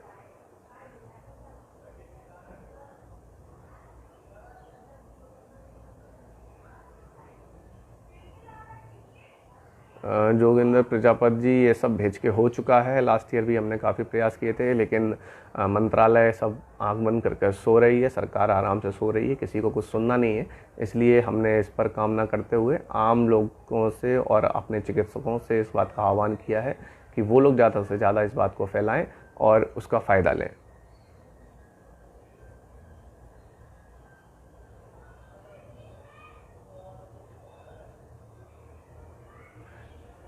कपूर सूंघने से ऑक्सीजन बढ़ता है क्या? ये कुछ भी ऐसे प्रयोग मत करिए जो व्हाट्सएप पर, सोशल मीडिया पर आए हैं, इनसे बच के रहिए। ऐसा कुछ करने की आवश्यकता नहीं है। आप स्टीम लीजिए, स्टीम लेना ज़्यादा बेहतर है, दिन में 3 बार। स्टीम लेते समय उसमें अमृत धारा की 4 बूंद डालना बेहतर ऑप्शन है और उससे काफ़ी लाभ मिलता है लोगों को। तो ज़रूर स्टीम ज़रूर लेनी है। डायबिटिक एंड हेपेटाइटिस पेशेंट में क्या ध्यान रखें अगर सर इन्फेक्टेड होता है? वही सब ध्यान रखना है जो मैं बता चुका हूँ सारे पेशेंट्स के लिए, चाहे बच्चे हों चाहे प्रेग्नेंट हों, सबकी गाइडलाइंस प्रोटोकॉल मैंने बता दिए हैं, वही फॉलो करना है।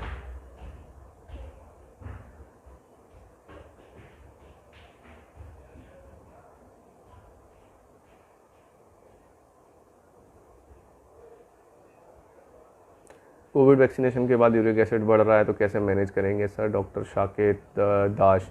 नहीं, ऐसा कुछ अभी तक देखने को मिला नहीं है। ये स्पेसिफिक केस के कारण या पहले से होगा, लेकिन डिटेक्ट अब हुआ होगा, इसलिए ऐसा लगता है। फिर भी जो भी है, गुडुची घनबट्टी का प्रयोग कर सकते हैं, जिससे उस दोनों में लाभ होगा और यूरिक एसिड भी कम हो जाएगा। माँ सुदर्शन घनबट्टी अंडर 4 ईयर ओल्ड को एज प्रिवेंटिव दे सकते हैं क्या? बिल्कुल दी जा सकती है माँ सुदर्शन घनबट्टी 4 ईयर ओल्ड को एज ए प्रिवेंशन, लेकिन डोज काफ़ी कम रखें। दूध पापेश्वर कंपनी की ले लें, उसकी टैबलेट 125 mg की आती है, तो वो आपको बेहतर रहेगी बच्चे के लिए देना। एक गोली सुबह शाम दी जाएगी। हाँ, एक बात और बहुत महत्वपूर्ण मैं बताना चाहता हूँ कि माँ सुदर्शन घनबट्टी कुछ लोगों को यदि खांसी है और माँ सुदर्शन घनबट्टी दी है बुखार के लिए या एज ए प्रिवेंशन या आफ्टर इन्फेक्शन, और किसी को खांसी है और माँ सुदर्शन घनबट्टी देने के बाद किसी की खांसी इंक्रीज़ हो रही है, यदि कोई बोल रहा है कि साहब आपने ये ट्रीटमेंट दिया या माँ सुदर्शन घनबट्टी ली है या जो प्रोटोकॉल आप ले रहे हैं और ऐसा लगता है कि खांसी बढ़ रही है, तो फिर वहाँ पे माँ सुदर्शन घनबट्टी को बंद कर दें और चंद्रामृत रस 2 TTS के डोज में देना है। क्योंकि माँ सुदर्शन घनबट्टी देने से कुछ लोगों में जिनमें खांसी पहले से है, उनमें खांसी बढ़ने की समस्या देखने को मिलती है, क्योंकि ये तिक्त रस होने के कारण वायु का प्रकोप करता है और ड्राई कफ को इंक्रीज़ करता है। तो यदि ऐसा होता है, ऐसा कोई लक्षण है पहले से, दे के देखें। ज़रूरी नहीं है कि हर किसी को ऐसा होगा, कुछ लोगों में ऐसा होता है और 7 दिन से ज़्यादा देने के बाद भी किसी किसी को ऐसे लक्षण देखने को मिलते हैं, ड्राई कफ बढ़ने की समस्या आती है, तो उसको बंद करके चंद्रामृत रस 2 TDS में प्रयोग करिए तो लाभ मिलेगा। और ज़्यादा खांसी हो रही हो तो वूपिन सिरप उसका प्रयोग कर सकते हैं। परिपाठादि काढ़ा यूज़फुल होगा इसमें? नहीं, पोस्ट कोविड में यूज़ कर सकते हैं परिपाठादि काढ़ा। अक्यूट कंडीशन में प्रयोग का कोई फ़ायदा समझ में तो नहीं आता है। नवीन चौहान जी, त्रिलोक चिंतामणि कब देना और कितने दिन देना? त्रिलोक चिंतामणि का प्रयोग हम अभी इस समय कम कर रहे हैं। यदि किसी का CT-CBT स्कोर 5 के आसपास है या 5 से कम है, वहाँ पर त्रिलोक चिंतामणि दे सकते हैं, क्योंकि इस बार के वायरस में काफ़ी समस्या आई है। जो लास्ट ईयर हमने त्रिलोक चिंतामणि से बड़े बड़े केसेस सॉल्व किए थे, क्रिटिकल केस सॉल्व किए थे, इस बार उनको करने में समस्या है। इसलिए हमने फिर समीर पन्नग वाला योग जो हमने बताया, हीरक, समीर पन्नग, महालक्ष्मी विलास रस, अबरक भस्म सहस्त्रकुटी, श्वास का चिंतामणि, सितोपलादी, चंद्रामृत रस, ऐसा एक कॉम्बिनेशन बनाते हैं, वो देने से ज़्यादा फायदा मिलता है। लेकिन हाँ, त्रिलोक चिंतामणि यदि 5 या 7 से कम है, यदि किसी का CT-CBT स्कोर, वहाँ दे सकते हैं। और deep breath exercise, prone ventilation, bhujangasana या भुजंगासन, ऐसा पेशेंट को करने को जरूर बोलना है, जिससे फास्ट रिकवरी होती है। Please sir 3 days Covid diet बता दीजिए। कई बार बता चुका हूँ, फिर से बताया हुआ है, वापस जाके आप वीडियो को सुनेंगे तो मिल जाएगा। अभ्यंग कर सकते हैं लवण तेल का ड्यूरिंग इन्फेक्शन? बिल्कुल नहीं, कोई अभ्यंग, कोई ऑयल एप्लीकेशन नहीं करना है, ना करवाना है। Some covid patient complaint about rashes, what shall we do then? Anupriya ji, यदि ऐसा कुछ कंप्लेंट में देखने को मिल रहा है, तो यदि उनको कोई उष्ण दवा दी जा रही है, यदि कोई उष्ण कल्प दे रहे हैं, तो उसको बंद करें और उसकी जगह पर दूसरी मेडिसिन का चयन करें। कोविड पेशेंट्स में रेसेस देखने को नहीं मिलते, कुछ मेडिसिन के कारण ऐसा हो सकता है। यदि कुछ में देखने को मिल भी रहे हैं, तो रेसेस के लिए अर्टिप्लेक्स कैप्सूल जो आता है चरक कंपनी का, उसको दिया जा सकता है।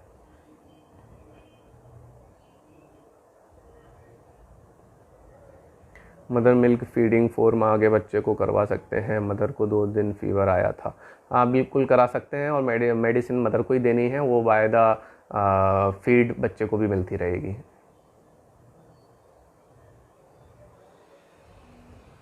Sir dry cough 5 to 7 days से आ रहा है, क्या प्रयोग करें? यदि ड्राई कफ है सिर्फ और डीप ब्रीथ लेने पर ठसका नहीं लग रहा है तो वो ड्राई कफ समझें।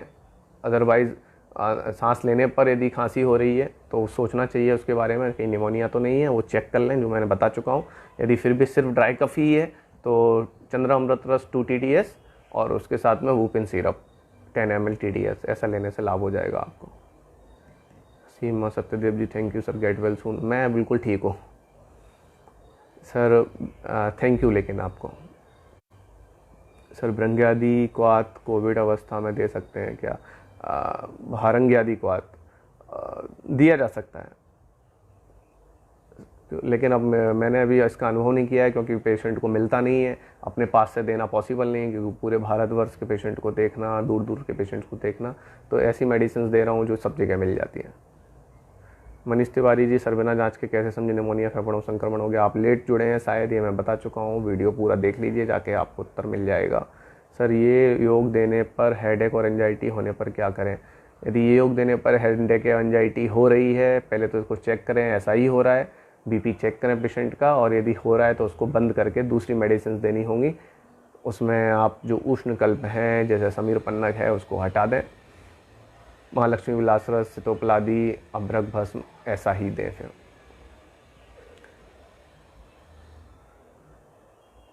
90/54 एक कोविड पेशेंट में बीपी है, क्या दे सकते हैं? यहाँ पे हेमगर पोटली रस देना होगा, ये मुझे पता नहीं है आप डॉक्टर हैं कि नहीं है, लेकिन डॉक्टर की सलाह से हेमगर पोटली रस 125 mg BDTD शुरुआत में, बाद में इसका डोज कम करना होगा, और सिद्ध मकरध्वज या सिद्ध मकरध्वज दिया जा सकता है लेकिन चिकित्सक से संपर्क कर लें यदि आप स्वयं डॉक्टर नहीं है तो। जी मधुमेह रोगियों की समस्या है, क्या दिया जाए? बिल्कुल जो बताया है वो दी जा सकता है, मधुमेह रोगियों को और ज़्यादा फायदा मिलता है उससे।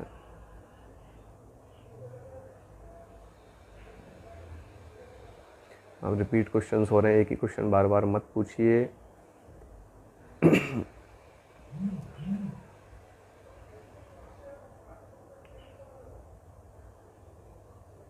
सर आईसीयू में एसी रहने से कुछ फ़र्क पड़ता है क्या पेशेंट की हेल्थ पर? बिल्कुल पड़ता है, लेकिन अपन उसको कुछ कर नहीं सकते।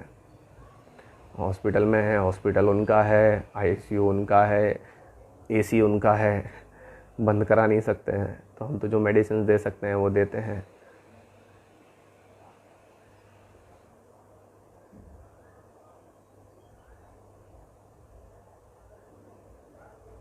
नित्यानंद कुमार सिंह जी, अगर आप एलोपैथी की चैलेंज करते हुए कहते हैं सरकार अगर हमें कुछ सुविधाएं देकर इलाज करने की इजाज़त दे तो एलोपैथी से ज़्यादा बेहतर तरीके से ट्रीट करके दिखाऊंगा, आप हेल्थ डिपार्टमेंट से बात क्यों नहीं करते? मैं सबसे ये प्रोटोकॉल बना के भेज चुका हूँ, अधिकतर लोगों से बात हो चुकी है। बहुत सारे लोग मुझे फ़ोन करके बोलते हैं कि अरे मैं बात करवा देता हूँ, मेरा रिलेशन है, मेरा फलाना है, मेरा ढिमका है। मुझे पता है ऐसा कुछ होता नहीं है, ना किसी के कोई रिलेशन इस लेवल पर है कि वो ऐसे काम करा दे। यदि किसी के हैं तो मुझे ना बताए, आप उनसे जाके बात करिए, यदि वो तैयार है तो मैं तैयार हूँ बात करने के लिए। लेकिन बीच में फलाने से बात कर लो, इससे बात कर लो, उससे बात कर लो, ऐसे टोटके के लिए मेरे पास टाइम नहीं है। मैं अपना काम अपने तरीके से कर रहा हूँ।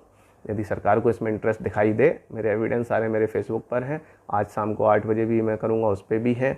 और एविडेंस से ज़्यादा ज़रूरत है कि ट्रायल करके देख लो ना क्या प्रॉब्लम है। मैं तो बोल रहा हूँ कि भाई ये भी कर लो, पता चल जाएगा। सर स्वेलिंग कहाँ देखी जा रही है मोस्ट कोविड पेशेंट्स में? I mean which body part?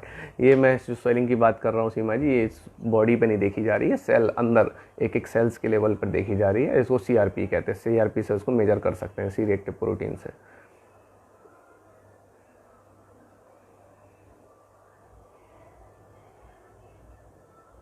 Prakash Singh, sir कई पेशेंट लंगन एडवाइस करने पर कहते हैं कि हम खाने से कमजोरी हो जाएगी, उनको कैसे व कितना लंगन एडवाइस की जाए? 3 डेज़ कोविड डाइट ही उनको बताना है, दूध दही फल जूस ब्रेड बंद करके रखने हैं 14 दिन तक। उसके बाद भी यदि पेशेंट को ऐसा लगता है कि हो जाएगी तो उसको नमस्कार करें और उसको बोलें आप अपना इलाज जहाँ आपको उचित लगता है वहाँ करा लें, लेकिन अपने प्रोटोकॉल को कंप्रोमाइज़ करके मेडिसिन ना दें, फ़ायदा नहीं होगा तो वो आपको ही कोसेगा बाद में। हम ऐसे मरीजों को ज़रूर नमस्कार कर देते हैं, या तो हमारा प्रोटोकॉल माने या फिर अपने हिसाब से वो कर लें। बहुत डॉक्टर्स हैं, उनसे जाके वो कंसल्ट कर सकते हैं। डी-डिमर के बारे में बता चुका हूँ। चेस्ट पर रबिंग के लिए कुछ बताएं। चेस्ट पर रबिंग की ज़रूरत नहीं है, यहाँ पर उसकी चेस्ट पर फिजियोथेरेपी ज़ोर ज़ोर से उस हाथ से ठोकने से भी काफ़ी लाभ मिलता है मरीजों में, जिसको चेस्ट पीटी बोलते हैं। यदि घर में पेशेंट है तो घर में भी कोई कपड़ा रख के या कुछ कपड़ा क्लॉथ को रख के और उस पर ठोका हाथ से यदि हम थपथपाते हैं तो काफ़ी लाभ मिलता है और ऑक्सीजन लेवल भी उससे बढ़ता है। पीठ पर भी ऐसा ही पीछे की साइड किया जा सकता है। सर नमस्कार, डी-डिमर को कम करने के लिए क्या किया जा सकता है? यदि पेशेंट को, ये मैं बता चुका हूँ, फिर से बता देता हूँ, डी-डिमर को कम करने के लिए पोस्ट कोविड या ड्यूरिंग कोविड आरोग्यवर्धनी टैबलेट का प्रयोग करना है 1 ग्राम बीडी की मात्रा में। यदि पेशेंट को हाइपरसिटी अम्लपित्त नहीं है, साथ में वासाक्षार, आरोग्यवर्धनी प्लस वासाक्षार का प्रयोग करना है। वासारिष्ट भी कोविड के केसेस में प्रयोग किया जा सकता है, निमोनिया के केसेस में प्रयोग किया जा सकता है। 2 से 3 दिन के गैप में फीवर कोविड हो सकता है क्या? पता नहीं, हो सकता है कि नहीं हो सकता, लेकिन मान के चलिए हो सकता है ही। अपने आप को आइसोलेट करिए और मेडिसिन का प्रयोग करें। 10 से 14 दिन तक महासुदर्शन घनबटी, ज़रूरत पड़ने पर फीफाट्रॉल, ऐसी मेडिसिन का प्रयोग करिए तो आप स्वस्थ हो जाएंगे। और डीप ब्रीथ करके अपने लंग्स को चेक करते रहिए। संपर्क सूत्र बहुत लोड है वैसे ही मेरे पास, जिनको भी है। सर प्रिवेंटिव के लिए ग्लोएघन मासुदर्शन की डोज एडल्ट हो गया यार, वही क्वेश्चन सेम रिपीट।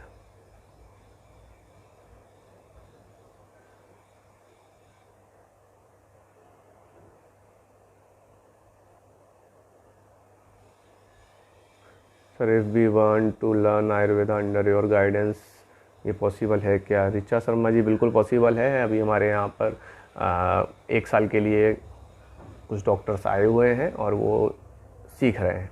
तो 1 साल का समय लेके कोई भी हमारे पास आके सीख सकता है, लेकिन 1 साल का समय चाहिए। अभी तो कोविड चल रहा है, इसके बाद में फिर शुरू करेंगे, क्योंकि ये 2 बच्चे आए हैं, डॉक्टर्स आए हैं, इंटर्नशिप फेज़ में हैं, तो इनका चल रहा है अभी हमारे यहाँ। और भी कोई आना चाहता है तो वो आ सकता है, लेकिन अभी तो कोविड, ये पीक जब इसका डाउन हो जाए, मुझे लगता है कि पीक भी इसका मई के बाद, मई लास्ट तक इसका पीक डाउन होने लगेगा। वत्सनाभ और हिंगोल का प्रयोग उचित है? वत्सनाभ का प्रयोग करने से बचना चाहिए कोविड में, क्योंकि यदि बहुत सीवियर सिम्टम्स नहीं है तो वत्सनाभ का प्रयोग कुछ हद तक, जैसे श्वास कुठार है, कफ कुठार है, इनमें प्रयोग किया जा सकता है। लेकिन मेरा मानना है कि इससे बचना चाहिए। बहुत समझदार चिकित्सक है, अपनी युक्ति से यदि प्रयोग कर रहा है 1 या 2 दिन तो कोई समस्या नहीं है, लेकिन क्रिटिकल केस में या आफ्टर बिलो 90 सेचुरेशन में तो बिल्कुल वत्सनाभ का प्रयोग नहीं करना चाहिए। हिंगुल तो कोई कॉम्बिनेशन में यदि है तो कोई दिक्कत नहीं है उससे, लेकिन वत्सनाभ हृदय अवसादक होता है और ऐसा करने से तकलीफ़ हो सकती है क्रिटिकल केसेस में। बाकी तो फिर फीफाट्रॉल में भी कई योग में, जैसे संजीवनी है, उसमें मृत्युंजय रस है, उसमें त्रिभुवन कीर्ति है, उसमें तो सब में ही वत्सनाभ है। लेकिन फॉर जस्ट फीवर डाउन करने के लिए इनिशियल फेज़ में उसको दे सकते हैं, लेकिन क्रिटिकल कंडीशन में वहाँ पर उसको देने से बचना चाहिए। या कोई ऐसा डायरेक्ट कल्प जो है, श्वास कुठार या कफ कुठार, जहाँ पर हार्ट की रेट कम हो रही है, बीपी कम हो रही है, क्योंकि यहाँ पर ऑलरेडी हार्ट का जो है स्ट्रेंथ है, कम होता है ऐसे केसेस में। तो हृदय को उत्तेजना देने वाले, हृदय को स्ट्रेंथ देने वाले योग का प्रयोग करना चाहिए, जैसे बृहत कस्तूरी भैरव रस है या समीर पन्ना के, जो मैंने बताए हैं अलग अलग। Thank you so much Vaidya ji. Sunil Vashishtha ji, thank you sir. Sir patient covid positive है, 20 डेज बिफोर हेड इंजरी के वजह से लेवल 10% CRP लेवल 5.1 है, sp2 98 है। ठीक है, त्रिलोक चिंतामणि, महालक्ष्मी विलास रस, साधना शर्मा जी, अनुवेश रावत, ये 2 जगह कैसे आ रहा है मुझे पता नहीं, ये दिया जा सकता है, कोई दिक्कत नहीं। क्या कोई वर्कशॉप ज्वाइन करनी होगी या आपसे संपर्क करके पेशेंट के बारे में डिस्कस कर सकते हैं? आपका मार्गदर्शन हमारे लिए फ़ायदेमंद होता है। ईश्वर से आपके स्वास्थ्य रहने की कामना, कृपया मार्गदर्शन करते रहें।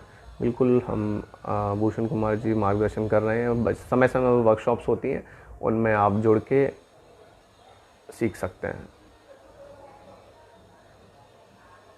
सर, पेशेंट के कान में दर्द है, क्या कंप्लेन करें तो क्या दें?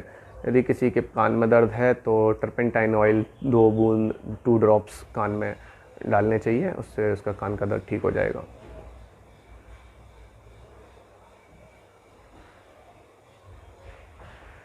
हाँ, गौतम चौबे जी, त्रिलोक चिंतामणि दिया जा सकता है। यदि रिकवरी हो रही है तो देना है, लेकिन ऐसा लगता है कि रिकवरी नहीं हो रही है, साथ के बाद की सीवियरिटी ज़्यादा है, सेचुरेशन ज़्यादा है और आपको अर्ली रिकवरी करनी है तो दूसरा योग यूज़ कर सकते हैं।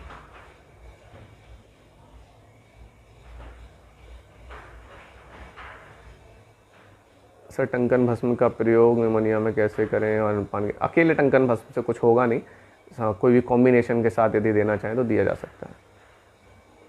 कैन वी गिव मल सिंदूर इन कोविड? शादाब खान, बिल्कुल मल सिंदूर दिया जाता है, देते भी हैं। लास्ट स्टेज केसेस में हम मल सिंदूर का प्रयोग करते हैं,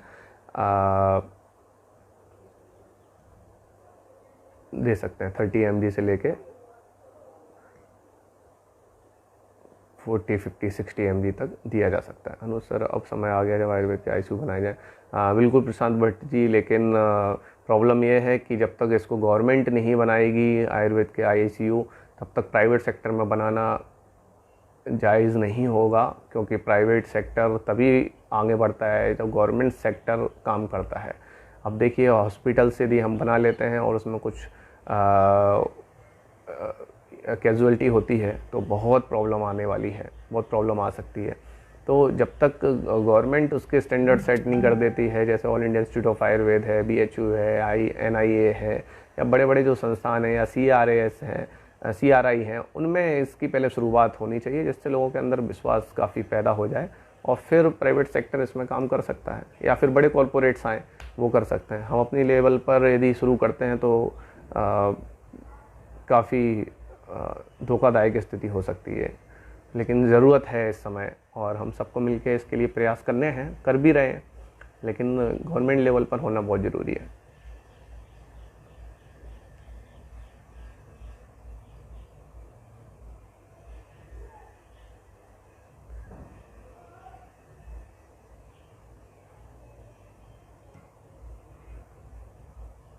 उच्च व अनुभूत ज्ञान मसाल से आप इस धारा को अलौकित करते रहें, ऐसी भगवान धन्वंतरि से प्रार्थना।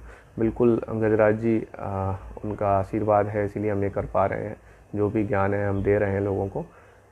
Sir, do you consider RT-PCR और CRP as effective test of covid judgment? Shweta Somani Dubey ji, बिल्कुल। यदि आपका RT-PCR पॉजिटिव नहीं भी है, नेगेटिव है, या आपको कन्फ्यूज़न है, आपने नहीं कराया, तो अभी CRP कराना चाहिए। CRP अच्छा टेस्ट है और CRP कोई एक ही बार कराने की चीज़ नहीं है। CRP इन्फ्लामेटरी मार्कर होता है और इसको देखना होता है कि ये फिर आगे इंक्रीज़ तो नहीं हो रहा है। मान के चलिए हमने आज CRP कराया पेशेंट को और उसका CRP 20 आया, लेकिन फिर से हमने उसको 2 दिन बाद कराया और CRP 40 हो गया, 50 हो गया, 80 हो गया, 100 हो गया, तो आपको समझना चाहिए कि आपके शरीर में इन्फ्लामेशन बहुत बढ़ गया, इन्फेक्शन बहुत तेज़ी से आगे बढ़ रहा है, इसमें कोई डाउट नहीं है। और CRP को कम करने के लिए, अब CRP अकेला कम नहीं होता है, जो भी डिसीज़ है उसको कम करना चाहिए, तो CRP अपने आप कम आता जाएगा। उसमें सड़ंगोदक, मुस्तासिद जल, कोविड डाइट, जो मेडिसिन बताई हैं उनका प्रयोग करने से CRP भी कम आ जाता है। लेकिन जजमेंट करने के लिए CRP अच्छा तरीका है। यदि कोविड पॉजिटिव नहीं भी है पेशेंट, तो भी CRP से पता कर सकते हैं। यदि हाई मार्कर्स में जा रहा है, आफ्टर 2 डेज़, आफ्टर 3 डेज़ भी पेशेंट का CRP इंक्रीज़ हो रहा है और काफ़ी बड़े गैप से इंक्रीज़ हो रहा है, 20 से 40 हो रहा है, 40 से 60 हो रहा है, ऐसे हो रहा है, तो फिर एक अलार्मिंग साइन होता है, उसको तुरंत ध्यान देना चाहिए। लेकिन कम होता जा रहा है यार, वहीं पर है, उससे थोड़ा कम होता जा रहा है, तो आपको इतना पैनिक होने की ज़रूरत नहीं है। आपका ट्रीटमेंट काम कर रहा है, आपकी बॉडी काम कर रही है, वो ठीक हो जाएगा। सर, मैं 3rd ईयर का स्टूडेंट हूँ, आपके पास आ सकता हूँ सीखने के लिए? बिल्कुल आ सकते हो, 1 साल का समय निकाल कर। कॉलेज में कुछ खास होता नहीं है। लंग्स की प्रोटेक्टिविटी के लिए पेशेंट को क्या दे सकते हैं? Deep breathe.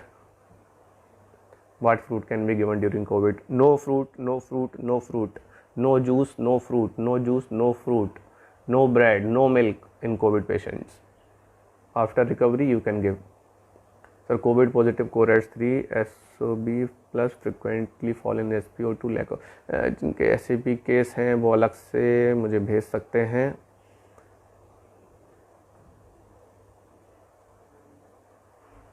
बता चुका हूँ. चारू त्यागी जी सब बता दिया है. वीडियो को पीछे जाके देख लीजिए, सारे आंसर मिल जाएंगे और वो फॉलो करिए. कोविड इन्फेक्शन के टाइम प्लेटलेट काउंट कम हो रहा है तो क्या कर सकते हैं? प्लेटलेट काउंट यदि कम हो रहा है तो वासा अर्क या वासा पाउडर, वासा अर्क, इनका प्रयोग करना चाहिए. उसके साथ में विषम ज्वरांतक लोह इसका प्रयोग करना चाहिए. धातु पाक की अवस्था में पेशेंट जा रहा है और काफ़ी सीरियस हो सकते हैं ऐसे केसेस जहाँ पर प्लेटलेट काउंट कम होने लगे पेशेंट का, कोविड पेशेंट जो होते हैं, तो उनको विषम ज्वरांतक लोह पुटपक को ऐसा उपयोग करना चाहिए. यूज़ ऑफ भल्ला तक इन कोविड केस अभी तक नहीं किया है हमने इसका प्रयोग. लेट्स सी, आगे ज़रूरत पड़ी तो देखेंगे. Thank you. राजाश्रय मिले तो आयुर्वेद अपनी पराकाष्ठा को प्राप्त हो सकता है. बिल्कुल गजराज यादव जी, बिल्कुल हो सकता है, लेकिन राजाश्रय के बिना नहीं हो पाएगा. हाँ, हम जो अपने लेवल पे कर सकते हैं और हमने जो किया है अभी तक, वो भी एक बड़े लैंडमार्क वाले काम किए हैं और एक इमरजेंसी में आयुर्वेद को स्थापित करने में हमें काफ़ी सफलता मिली है. हमने इस शब्द को जन जन तक पहुंचाया है. अभी हमारे काफ़ी चिकित्सक भी इस पर काम कर रहे हैं. जयदीप जारेकर, सर सॉरी लेकिन प्लीज़ बताएं दारू से फ़ायदा हो रहा है? भाई, एक डॉक्टर कभी नहीं बोलेगा इसके लिए कि फ़ायदा हो रहा है कि नुकसान हो रहा है. हमारी तो सलाह यही है कि बिल्कुल प्रयोग ना करें, और कोविड हो गया है तो बिल्कुल ना करें, और वैसे भी ना करें, क्योंकि ओवरऑल ये आपको नुकसान ही देगी, नुकसान ही करेगी.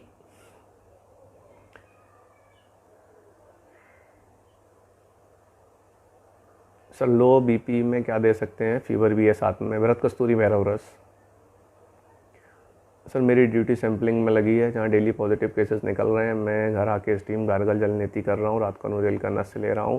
पहले भी 2 बार पॉजिटिव होकर आपके मार्गदर्शन में विथ फैमिली रिकवर हो गया था. और क्या प्रिकॉशन ले सकता हूँ? आपको ही कहते, सब आपको पता है. मेरा मार्गदर्शन यदि मिला ही है तो कोई दिक्कत नहीं, लेकिन अणु तेल का नस्य रात में ना लें. सुबह जाने से पहले अणु तेल का नस्य लें, या फिर ऑयल को नाक में लगा लें लिटिल फिंगर से. रात में आके नस्य ना लें. बाकी सब बढ़िया है, कुछ और करने की ज़रूरत नहीं है. महासुदर्शन घनबटी 1 गोली सुबह शाम सभी लोगों को दे सकते हो, खुद भी ले सकते हैं फॉर प्रिवेंशन. और कुछ दिन के बाद 1 गोली दिन में 1 बार लेना पर्याप्त होगा. Your voice is not coming. Voice नहीं आ रही है मेरी?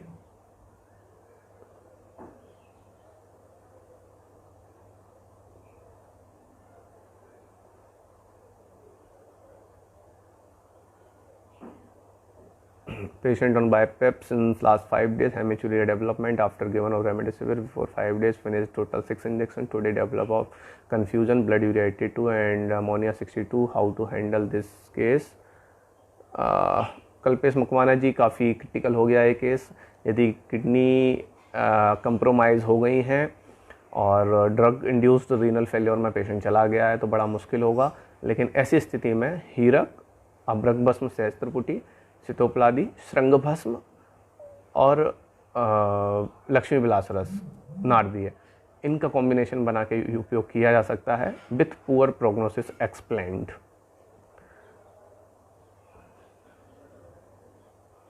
और हेमेचूरिया हो रहा है तो साथ में चंद्रकला रस ऐड कर सकते हैं. सप्लीमेंट्री मेडिसिन में क्या? अरे यार, वही क्वेश्चन.